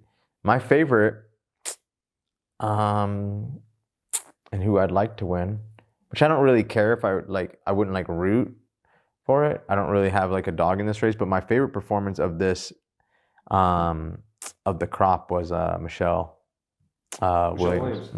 Okay. In The Fabelmans. I like Michelle Williams. Yeah. I don't know if it was just because I wish my mom was like that. She seemed like a cool mom to have, besides the whole cheating on the dad part. But you know what I mean, the artsy mom, dad. I thought it was cool. But no, she was just great too. I just thought I thought she had a good performance. And we were just talking before about Tara's. I was just kind of going. You go through the Oscar actors and actresses and movies, and you kind of just wait for oh, that's why it's nominated for Best Actor. You know what I mean? You just wait for that moment. And throughout Tar, I was just kind of waiting. I was just Blanchett makes stuff look easy. The character, you said, was amazing. But I was waiting for the acting to do something. Sure. Where she just delivered the character so well. Which is that was acting, but it was such a well-written character that I think she pushed, past her. I think the scene you're looking for, if you ever... rewatch it. Is the Juilliard scene. It's a Juilliard scene. She's lecturing lecturing the guy in the class that he leaves. Yeah. That is a great one. That's the one. Yes. Yeah, that was very good. And she was good throughout, but I get what her you're character saying. was good, you know what I mean? I was just kind of waiting for something. But Michelle Williams, I think really I don't know, she charmed me the whole time through the movie. Did you feel scene whenever I think Paul Dano says your mother just really misses Phoenix? Never I think about that line a lot. Never's been said before. It's the only time it's ever happened. So Michelle Yeoh, you pick Michelle Williams. I want Michelle Yeoh to win, and I think she will win. She will. Kate Blanchett, you've talked me into Watching Tar? Well, I was gonna watch Tar anyway, but if she wins now, it's no longer a robbery. That's the thing. It's truly as close of a race in my brain as it can get. Yeah. But it's just... You think it helps her having 2 Oscars or goes against her? Usually they obviously like her. That's the thing that's crazy. Usually they'd be oh, they already have an Oscar, no need to. But that means she's an Oscar darling. Well, but then the Academy has given Oscars to people that should have won. When Martin Scorsese finally won, it was yeah, or when Leo won for The Revenant, that wasn't even his best role, but it was just exactly. Here you go. One recently, I can't. That's also weird why the Renee Zellweger won for Judy. She already had an Oscar, and then everybody was just gonna give her another one. Yeah, that's why Peter O'Toole should have won that year. can't remember what year that was, but he was like 90. Yeah. He's been acting for like 1,000 That was years. also why I was surprised whenever Olivia Colman won over Glenn Close for The Wife. Because Glenn Close does not have an Oscar.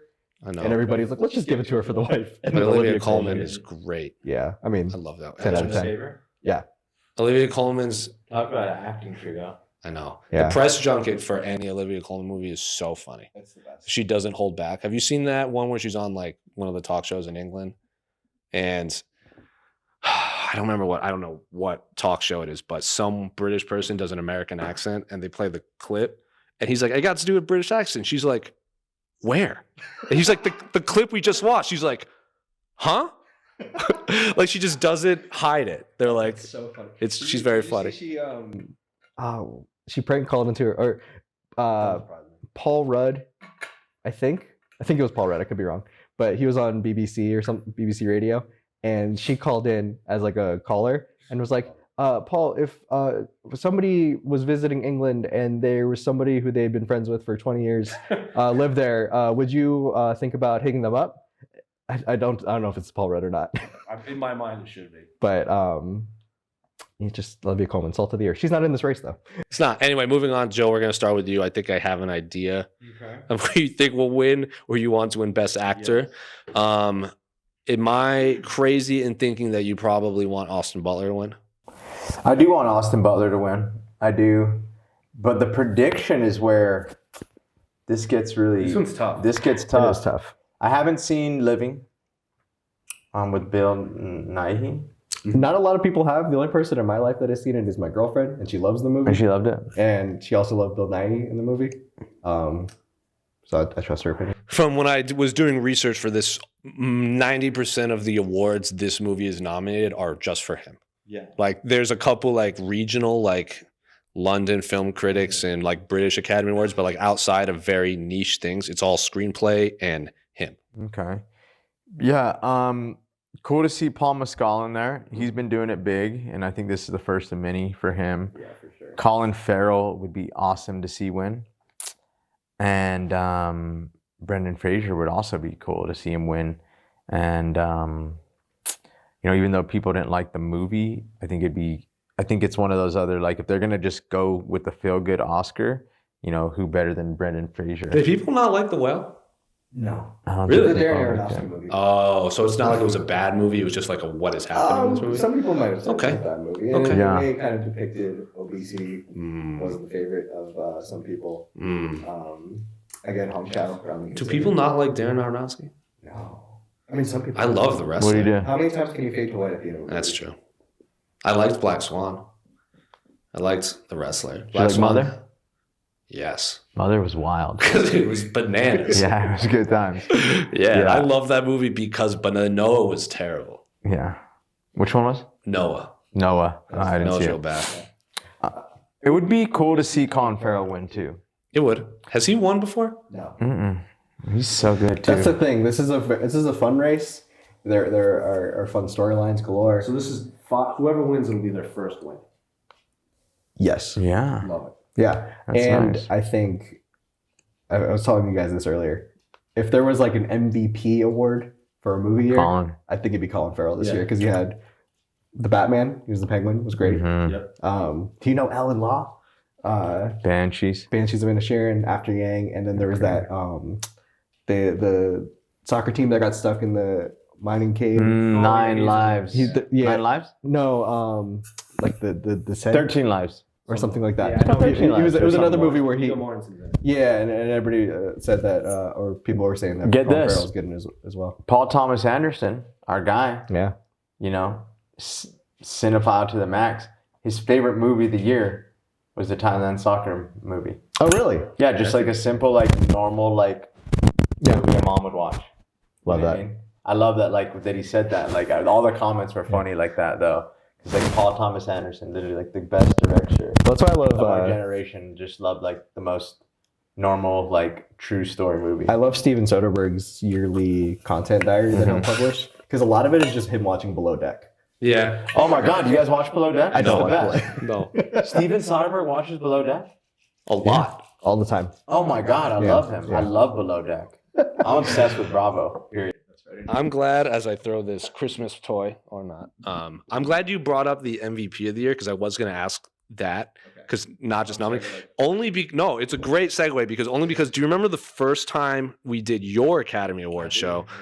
And he said Andrew Garfield was the MVP of the year, which was great. I was literally like, he might not win Best Actor, but like if you look what he's the Best Actor of the year. Yeah. I said. Yeah. Because he had the mainstream, Tick Tick Boom, and the Tammy Faye and Spider-Man.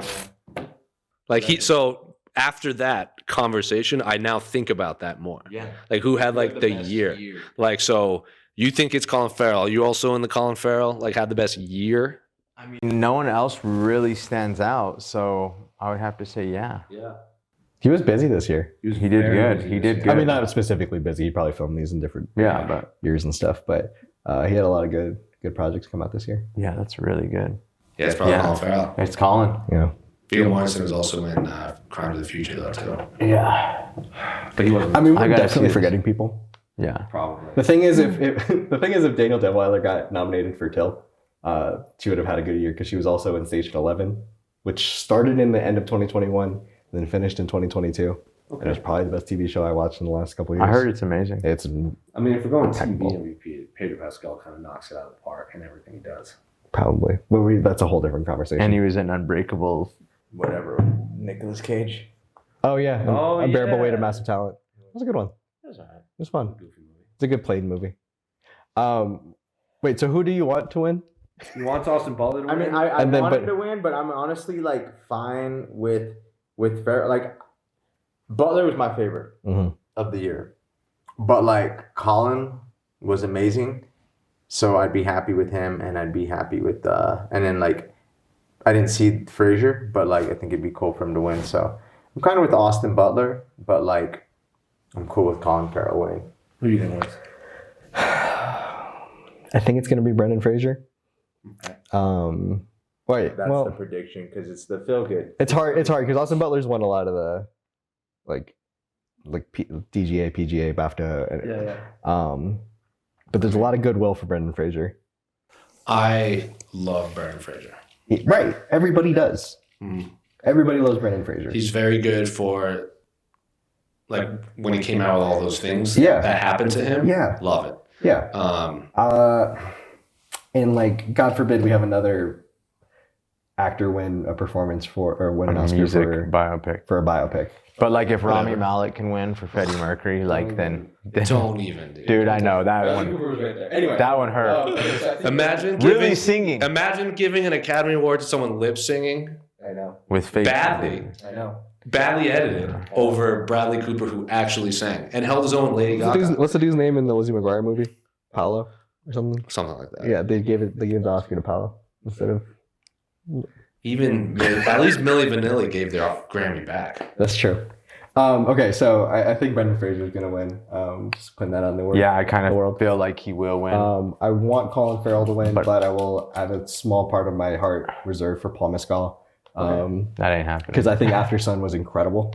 Sure. I love that movie. And I think he is so good. I love that the 3 movies he's been in have all been directed by women. And it's gonna come for him at some point. He's currently This is like the welcome to the Yeah, to the he's- picture. Yeah, Oh, because everybody yeah. loves him from Normal People. Yep. He was Um, great. And I think he will have many nominations. He's to gonna have a come. good career. I think Austin will win, and I want Austin. Brendan Fraser to win. Are you ready to Okay. go up there and be like, want to thank my mama and my daddy? I wish. In his Elvis voice. What if he like pops in Dune and he's like, Paul Atreides, I challenge you to. This is a bad Austin Butler as Elvis Yeah, impression. I just love Brendan Fraser as a person and an actor. Yeah. He takes his roles really seriously. I think, I want him to win, but I think Austin Butler will win, and I really like Austin Butler. So if he Yeah, that's wins, the thing. I'm not even mad about Austin Butler. no, I wouldn't be mad if Colin Farrell won either. I love Colin Farrell too in this. I honestly wouldn't be mad if any of them won. No. If Bill Nye won. I mean, I love chaos. Like if he won, people would be like, "What? We were wrong in like everything last year." Were we? Yeah, because we were like, I have anxiety about this regarding the Best Picture race. we'll get there next time. Like last year, we were like Because you thought Kristen Stewart would win. I was really hoping. We thought Power of the Dog would win. We thought last year's Oscars got weird, dude. we were. I don't know why they did that to everybody. I was like looking back through because we were texting the We're just whole wrong time. about everything. Yeah, everything. We were not just wrong, but like the people that won, we'd be like, "There's no way this person will win." Yeah. And then they won. The only one we got right was the supporting actress for. That's great. Yeah. Yeah, because I was just going down for sure. Yeah, the supporting actor was weird. Who won actor? Will Smith. He slapped. Oh my Famously. God, I did that. Yeah. Coda won. Did. Actress was. I pulled up, but I believe in you. Last year it was. Redhead. Yeah. Oh yeah, Josh. Yeah. For Tammy Faye. For Tammy Faye. Yeah. Because we were like, because you picked Andrew Garfield for actor, and I picked Benedict Cumberbatch, and then we both picked Kristen Stewart, and I believe you picked. I don't remember what you picked for movie. I picked Power of the Dog. Power of the Dog, Yeah, too. yeah, but I we just were figured it was gonna win. we were wrong on like everything. Well, Coda was a real surprise for everyone. Yeah. Yes. Anyway, this will end this segment. We'll be back after this commercial break to give our. Apparently, Zach has anxiety about the last Just in segment general, but that's about best 2023. picture. So we'll be back with our best picture, and then that'll be a wrap on episode 3. I know I've said it a few times, but I can't remember.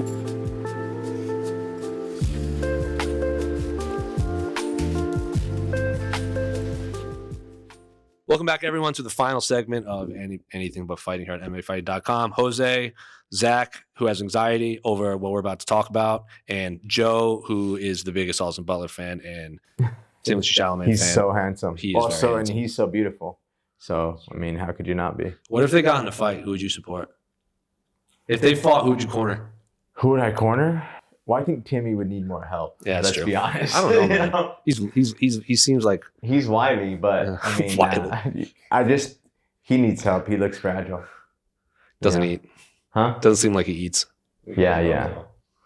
But so I'd probably corner Timmy but he was violent in Bones and all. He was pretty violent in Dune. Yeah, It's gonna be even more violent than Doom Part 2. true. But that's movie magic. I think in real life, I think he's too frail. Can't and wait to see sensitive. Dune Part 2. I know that's my pick Did for you see it in next year's Oscars. the IMAX? Yeah. Did you see it in IMAX? Dune? No, Oh, I saw it. it was such a game changer. I saw it on in the airplane. Oh, I'm just no. kidding. That would've been- wow. I've seen it on an airplane in my home on the big screen. So I only watched it once. my girl, I told Joe this. That's my girlfriend's favorite like IP. Okay. Like anything with Dune, Yeah.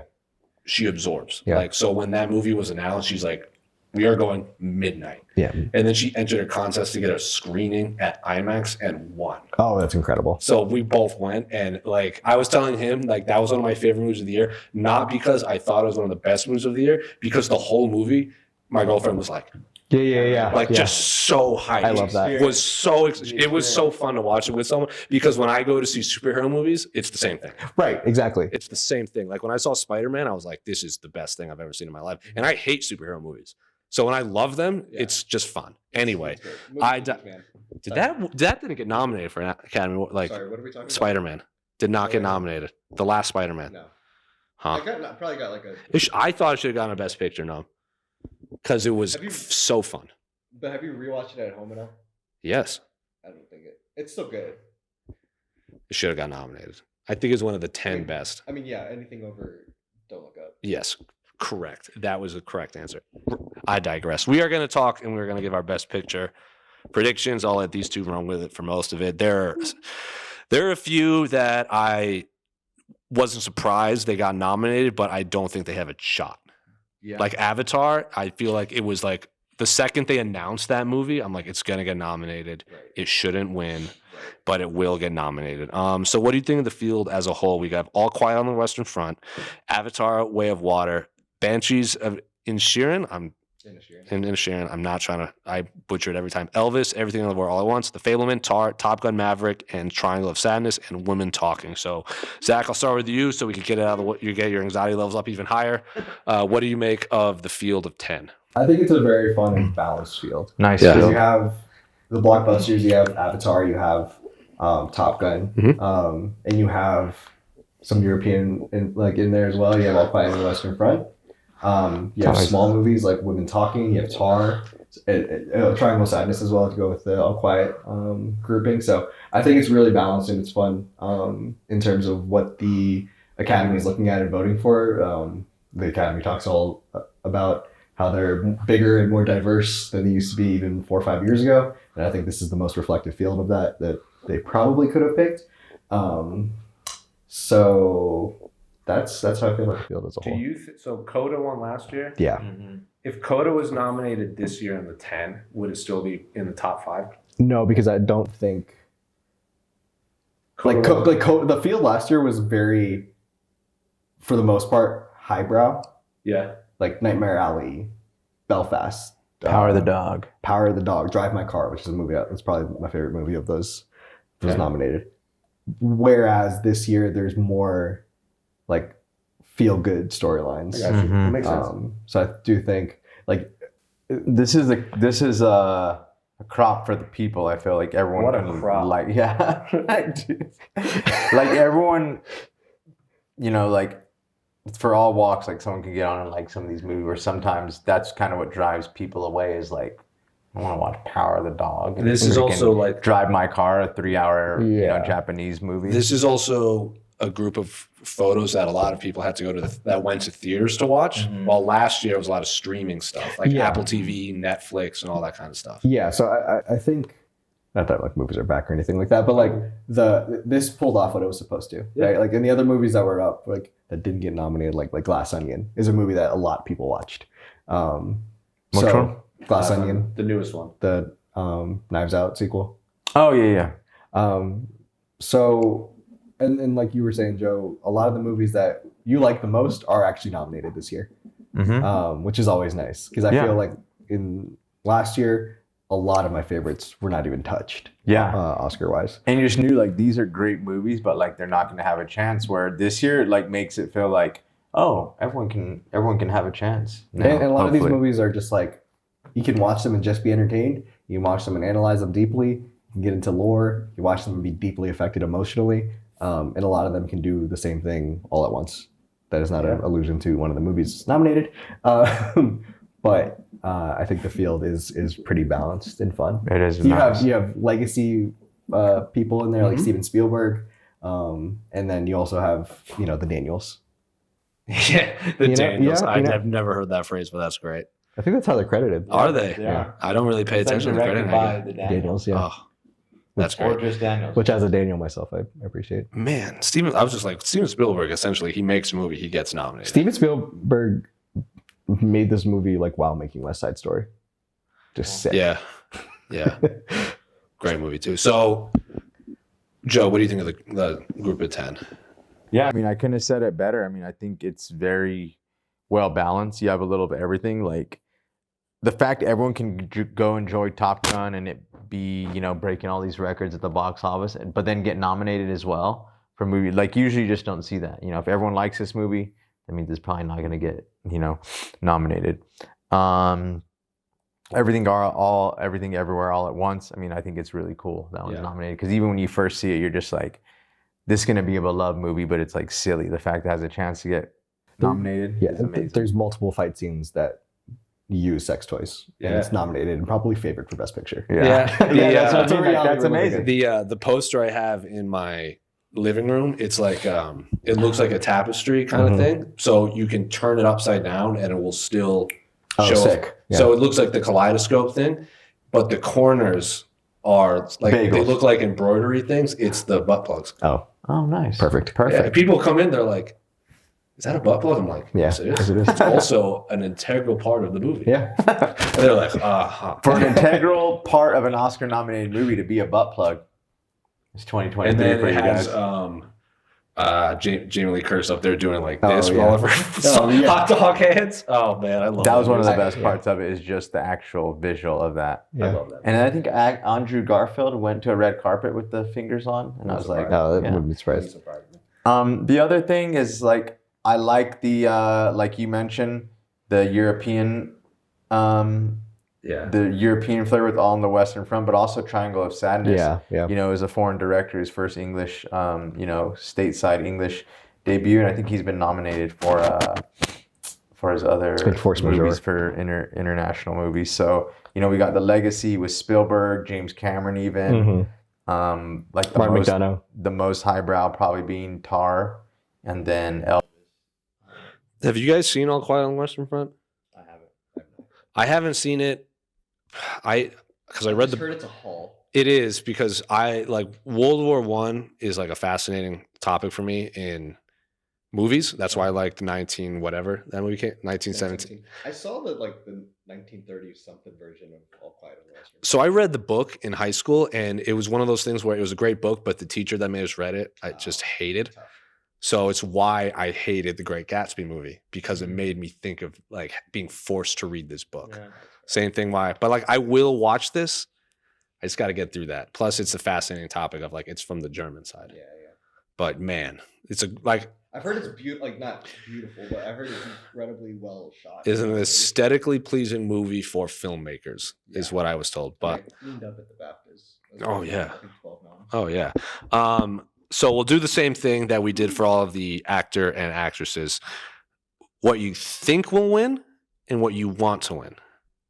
Okay. And then anything else you want to add by any of these things. Should I just go into the concerns? Go Yes. off, dude. So you guys Go know, off, King. The floor is yours. so do you guys know how the preferential ballot works? Yes. Like preferential ballot. So the way they do Best Picture is different than they do any other category. In Best Picture, they have to rank the nominees 1 through 10. Oh, should we rank them, guys?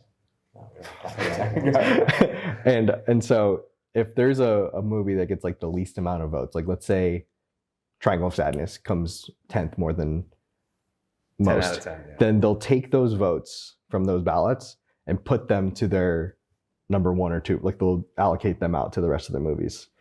So let's say a lot of people have like Banshees or Everything Everywhere 1, and then all those people have Tar 2. Like there's a way for Tar to win, even though it's not doesn't have like the most number 1 votes. It's really complicated. There's many explainers out there. It's like the baseball MVP. There's first, second, third, and just because you have the most first place doesn't mean you get the trophy. Yes. So That's why there's concern for me, because I want Everything Everywhere All at Once to win. But it's a distinct kind of movie, right? Like if you have Banshees of Inisherin number 1, you probably have something like Tar or The Fabelmans number 2. And that means Everything Everywhere All at Once is probably like 3, 4, 5. And so if the preferential ballot part gets a little crazy, if everybody has like Woman Talking 10 or, And then those votes then go to the other ones above them. yeah. Yeah. And so that's where the concern and worries go. I would love for them to release the voting numbers after the Oscars every year. They're never going to do that. Never. Because no Oscar movie wants to be like, we were the 10th most voted. Like, even though it's great that they're Best Picture nominated. Sure. So these are the things that keep me up at night. That and jet lag. That's why we love you. And so I'm hoping Everything Everywhere All at Once will win, because it's an original story. It's an independent movie. Shout out to A24. They're a brand in of itself. They've been working on this movie forever. It's a movie that came out in like March. Yeah. Which rarely happens, doesn't ever happen. And it's a really excellent movie. But so is Banshees, and so is The Fabelmans, and so is Tar. So I say all that to say, So what do you think will win then? I think Everything Everywhere Yeah. will What's the win. betting favorite right now? Oh, and Everything Everywhere. And also, here's the other part that's the other main concerning part, is that the favorite going in the last few years, other than the 2020 movies, that was the 2021 Oscars, that was Nomadland. But of late, the favorite going into the Oscars hasn't really won. Yeah. So you think last year Power of the Coda Dog came out of didn't nowhere. win, Coda. The year before that was Nomadland. But Parasite won when everybody thought it was going to be 1917. Really? I thought Parasite was going to win. Everybody wanted Parasite to win, but everybody was like, are they really going to vote this Korean movie? Yeah. Oh, wow. Especially because 1917 was winning a lot. It was when I think it won Producers Guild. I think it definitely won BAFTA. Interesting. Okay, good to know. I think Green Book year, there was another movie that was favored instead. That was a dumb year. That was a dumb year. And then the year before that was, I think at some point during that time was the Moonlight year. Everybody thought La La Land was going to win, and then Moonlight comes in. And so Everything Everywhere being like the number one overall seed is kind of like March Madness. Do you want the number one overall seed? Because I don't know how often you're going to win. They've made it to the Final Four. Yeah. But I don't know. Just all the things are kind of pointing certain kinds of ways to where it doesn't win. If they do win, awesome. That's cool. You know, I'm going to be stoked to see all those people on stage. But that's where the concerns come in. That said, I would love it if Top Gun Maverick won too. That's a fun reality. Amazing. No, I love chaos. I love chaos. If You that thrive won, in it. Again, thrive in I chaos. want the Tom Cruise cake. So, Joe, what do you want to win? What do you think will win? I'm gonna add an extra on there too. I'm gonna say what I want to win is Top Gun. Just because the chaos, the action, just I didn't even think I was gonna love it as much as I did, and I just left like this is.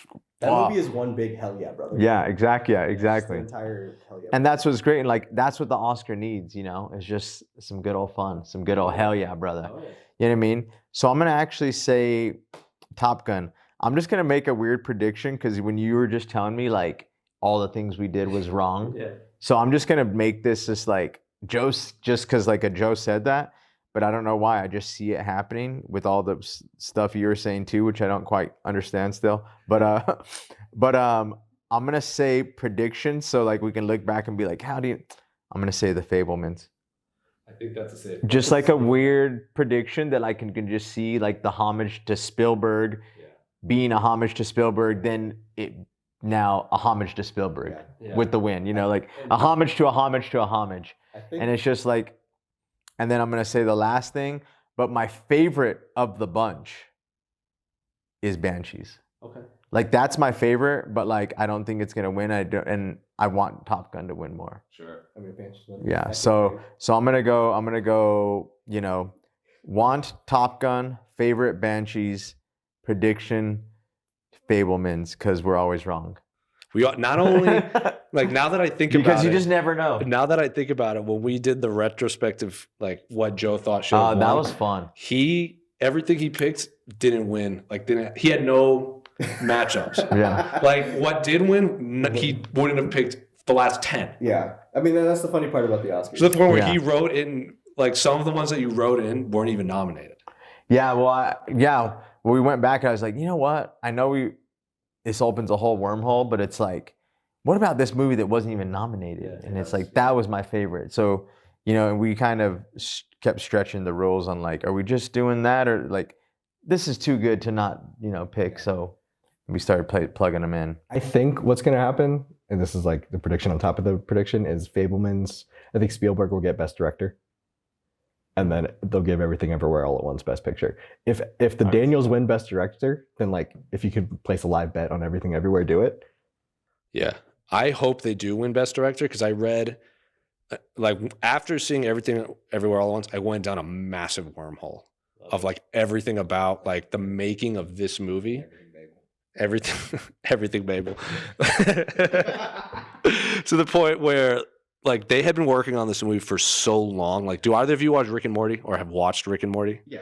So they have a multiverse, like that's part of the story.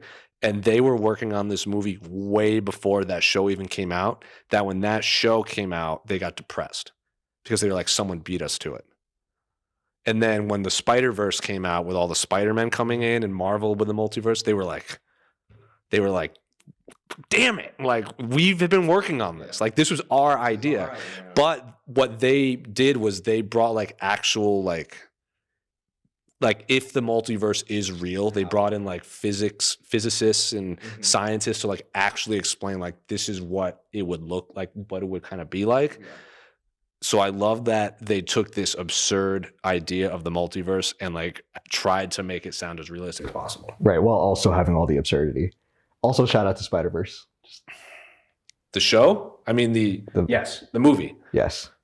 Which also then led to Puss in Boots: The Last Wish, which is a great movie last year. I heard that's like one of the best It movies. was the best movie Florence Pugh was involved in 2022. Yeah, 2022. There's Is it animated? Yeah, Yeah. it's gonna win. I heard it's like an amazing movie. It's like Is it gonna win? 98% on Rotten Tomato. I think so. What would win? Marcel the Shell is also good. Does that count? I mean, I don't know why that counts as animated. Pinocchio didn't really care for. Marcel I think the it's gonna Shell. be Pinocchio It could be. because the Academy loves Guillermo They del do, Toro. but Puss in Boots is this is Puss in Boots. If you poll people, Yeah, this would win. it's because it's surprising. I actually think Turning Red is my favorite of all of them. Okay. Um, I'm always wrong with best animated film every year that's fair. because I have very strong opinions on all animated films. I thought Flea was like a shoo-in for everyone. Remember yeah. last year? Mm-hmm. Flea was the first movie to Pure. get documentary and animated and foreign. I'm like, just give him everything. And he got nothing. Wow. Oh, So let's take it back to this year's Guillermo del Toro, Pinocchio has its own exhibit at the moment.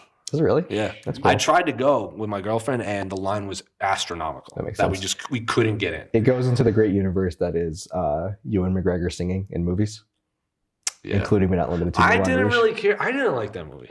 It's fine. I aesthetically, it was beautiful. I love Guillermo del Toro. Right. To the point where I'm going to get like eyeballs tattooed on my hands, like Pan's Labyrinth style. Yeah. Like it's gonna happen. It's going to happen. Puss in Boots is like everyone's favorite movie. Like it came out of nowhere to be unbelievable. I know. I heard. Maybe To the point where it's now, because I have my fingers in a lot of like fandoms. Mhm. Like, do you watch Attack on Titan? No. I've watched the first like 5 episodes. He doesn't know what that is. There's a character called Oh, okay. Levi Ackerman, Yeah, yeah, who's yeah. like the best fighter and the best swordsman in the show. And It's- there's a massive debate on one of the subreddits over who would win between Levi Ackerman and Puss the in Boots. wolf from Puss in Oh. Boots. I have a wolf related thing I'll talk Hit me. about after. But anyway, so like anything that can like spark up, like create a new character and spark up debate across fandoms, I'm all about. Yeah. I'm all about it. Or I'll just say that I think the wolf like whistle would be a great main event walkout. Yeah, it would. Yeah. Yeah, it would. Anyway, Yeah, it would. who do you want? What for about you, bro? picture? What's your favorite? Who do you want? Who do you predict? My prediction is probably Banshees, just based on everything Zach said. I think that's like Your prediction? Yeah, it's not what I would want. I want Everything Everywhere All at Once to win, but like we say, I'm always I wrong. appreciate this prediction. Yeah. I think We're handicapping our own pick for right. how wrong I it's think gonna be. I think Everything Everywhere All at Once is the best. And if they did release the voting, I am willing to bet that gets the most first place votes. But like just based on how the voting works and the math, I think Banshees is a safe bet. Yeah. If that makes sense. Because the Academy loves Mark McDonough. They do. They It's love- also, if it wins, it's not wrong. It's also a a cool great to movie. win, yeah, It's a good So movie. I hope The Fablemans doesn't win it's fair. because I'm just tired of like movies about movies. I said this Yeah. enough time. Movie about family. Top, Family stuff. Top Gun Maverick, if it won, I would be so happy because it would be nonsense. Yeah. It would be awesome. pure State nonsense. danger zone for my apartment. It would Oh, be yeah. pure nonsense. And at the same, I didn't like if Elvis won, it would be funny to me. Yeah, it would be weird. It would be very funny. It's not going It's not to a win. best picture. No, it's not. What would you do if Tar won? Whatever. Whatever. Like I'm wrong so much. I can't remember the last time I got a best pick. I thought La La Land was a shoo-in. So did they. Yeah. They So did- literally so took did- the so did Academy Faye Award Dunaway. away. Yeah. What even wanted I thought Minari was a shoo-in for like a Yeah. couple years I ago. wanted that to win that year. We had I wanted it to. we did But it essentially wasn't my favorite. I don't know if you were working at the UFC at the time. We essentially did this podcast during Joe's Media Day. Oh, I've heard about this many times. Bro, it was sick. 2019. We basically did a mini. Sorry, go ahead. It was you were up on the table, and we were just like, "You guys can all go away." Like Oh, to all yeah, all the yeah, yeah, reporters, yeah. and then reporters were like, "We can't use any of this." Yeah, that was amazing. Yeah. Oh, I know. I got Parasite right. That's like There the you go. one I got right. Yeah. That's a good one to get right. One time, one of our interviews, we just had a little mini podcast about Lady Bird. Love it. And I think You love that movie. That's my favorite. Yeah, it's great. The decade. 10 out of 10. Yeah, that was your favorite of the decade, right? Yeah. It's on my letterbox 4. Yeah. Anyway, anything else you want to say about any of the other nominations for anything? Any other like screenplays, cinematography thing you're surprised if? We know we touched upon it a bit. So screenplay often is my favorite category. Is it? Original screenplay, I feel like, is the cool kids category. If you look at the winners, often it's just like, oh, that was actually like the best movie of the year, or one of the best movies of the year. So I'm always partial to that, and also I just love writers because writing an original movie is tough. Writing in general, even an adaptation, is a difficult task. I'm trying to. Where's the? I think I Want Everything Everywhere All at Once to win. So adapted screenplay is All Quiet, Glass Onion, Living, Top Gun Maverick, and Women Talking. That's a weird category. It's probably going to be All Quiet on the Western Front. I guess so. Because I don't even. Oh no, it's gonna be Women Talking. You think so? Oh, by that novel. It's a writer's right. Yeah, and the way they adapted it and changed the way they did it. No, that's fair. I thought was fair. smart. Original screenplay is crazy though. It's tough. Banshees, Everything Everywhere, Tough. Fableman's Tar, and Triangle of Sadness. It's tough. I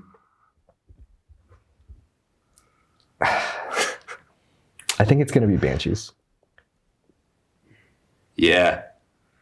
Yeah, because that's more of a that movie's like that's a tightly written. That would be a great book, even if it was a book. It was it not only is it well written, but like the fact that I could understand like, are we having a row like so many times, Yeah. I love that both Banshees and Everything Everywhere All at Once have monologues about being nice and kind. Yep. You know what that makes you? Not nice. I'm so sorry to any Irish people. Apologize to Connor now. I'm just butchering. Anyway, I'm gonna say one place I will support Everything Everywhere All at Once is Best Original Song, because David Byrne is involved in the song with Mitski. Oh, I need not to win. Yeah, from RRR. Yeah. Have you seen RRR? I haven't seen it. It's a party. Yeah, I heard it's wild. I've heard mixed some people said I couldn't even finish it. It's the worst thing I ever saw, and some people are like best thing I've ever seen. Chaos. You just got to go. It's maximalism at its best. Yeah. And I like when they commit to that. I like when a movie commits to that. So I might like it. My favorite category is always outside of like the big five is always animated short. Oh, love it. Do you do the Harkins? Just watch them all at once. I watched them at Film Bar. R.I.P. R.I.P. Film Bar was the independent movie theater in downtown Phoenix that closed this past year. You used to be able to go watch all the animated shorts at once. They had great tamales. Yeah, they did. They had served tamales, popcorn, and watched movies. And they had one screen. Yeah. That's amazing. So they would do, and they on big holidays, their big thing for like major holidays, they would still be open, but they would play movies that have nothing to do with the holiday.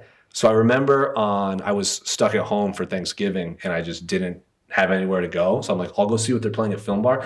They played every single, what's the Police Story with Jackie Chan? Is it Police Story? It's all of them. Police Story. Yeah, they played all of them. Also, Police Story 3 has Michelle Yeoh. Yeah.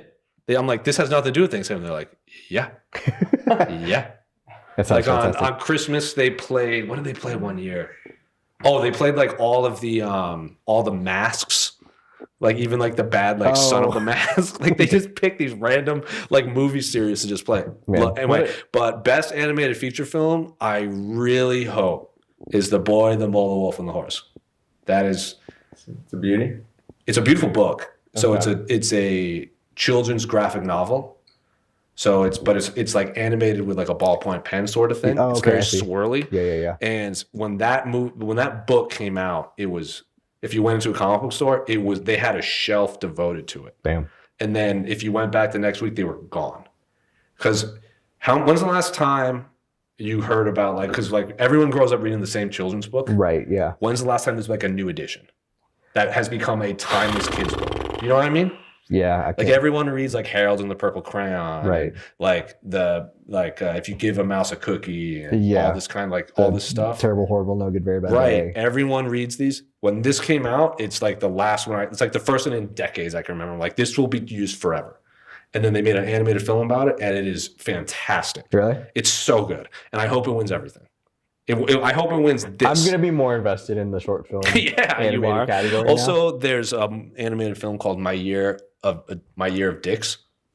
So I'm not going to give that. about Not that. going to give that This one away. sounds nice. But I'm a big fan of the boy, the mole, the fox, and the horse. I really hope that wins. I love that. Really, really hope that wins. Anyway, anything else you guys want to add before we wrap this up? Nice little bow. We had a good time. This I was had a great time. We had an hour podcast before we even started, right? That's did, true. you know? Yeah. See, and for We're those of going you on. who want to hear more of us talk about just movies, Zach has his own podcast you can listen to. Well, thank you, Jose. Yes, I do. Yeah. Blind Spotters Pod, wherever you get your podcast. And this guy, It's a movie podcast about the movies we missed. Me, Amanda Liberto, just swapping movies that we probably should have seen before, but it's a safe space. Don't you hate it whenever you're watching a movie for the first time? Like, oh, I watched The Godfather. And like, oh my God, you haven't seen The Godfather? How dare... None of that here. We're just chatting about it and holding each other's hands. what So- else I think is cool about that though, you know how rewarding it is when you tell someone to, hey, you haven't seen this, you have to watch it, and then they do watch it. That's a pointed reference. and then you get to talk about it. Like, it's the best feeling ever. Oh, you actually watched the movie I told you? That is It's a actually great true because you watched 9 Days and I'm like, Yeah. thanks, Joe, for watching 9 And Days. So- yeah, after Yang, too. So when can I expect a Handsmaiden episode? Just give us some time. Yeah, just keep. But this month, That's another joke that was off So camera. Amanda and Yeah. I will have a mailbag / Oscars preview coming out. I think the same day this comes out. Probably. But if it It's hasn't, going to be the week of the Oscars. yeah, probably. same. And then on the second Tuesday of every month is our movie swaps. And in March we're doing musicals. I am watching Cabaret for the first time. Really? And Amanda is watching Singing in the Rain for the first time. Great. Two great. It's going to be a musicals. banger. So wherever you get your podcasts, at Blind Spotters on Twitter, at Blind Spotters Pod on Instagram, Spotify, Apple, Spotify, Apple, All the- Stitcher, all the podcasts. Networks. all the podcast things. Yeah. Joe, anything you want to add? Plug? I'm just glad we came over to do this. Yeah. I'm glad. Thank you for letting us do it in your Glad we house did. again. Yeah, this Yeah, is thank beautiful. you. This is I love this. Joe's the first two-time guest. There's Dude. only one first. Dude, amazing. Joey 2 times. Thank you. Joey 2 times. Hey, that's true, baby. We'll, Here we Joe go. will obviously be on again. If we do this again, Zach will obviously. Yeah, Zach. If he wants to do it, his podcast might be too big for If us. you'll have me, if the people are like, don't put that guy back on, then I respect everybody's. You'll be back. This Yeah, is you're just our amazing. group chat. This just is on a nice- podcast. This is a nice trio. But just like Lydia Tar said, the essential thing is time. You cannot start without me. Beautiful way to wrap this up. That's Zach. That's Joe. This is Jose. This is MMA Fighting. We're out.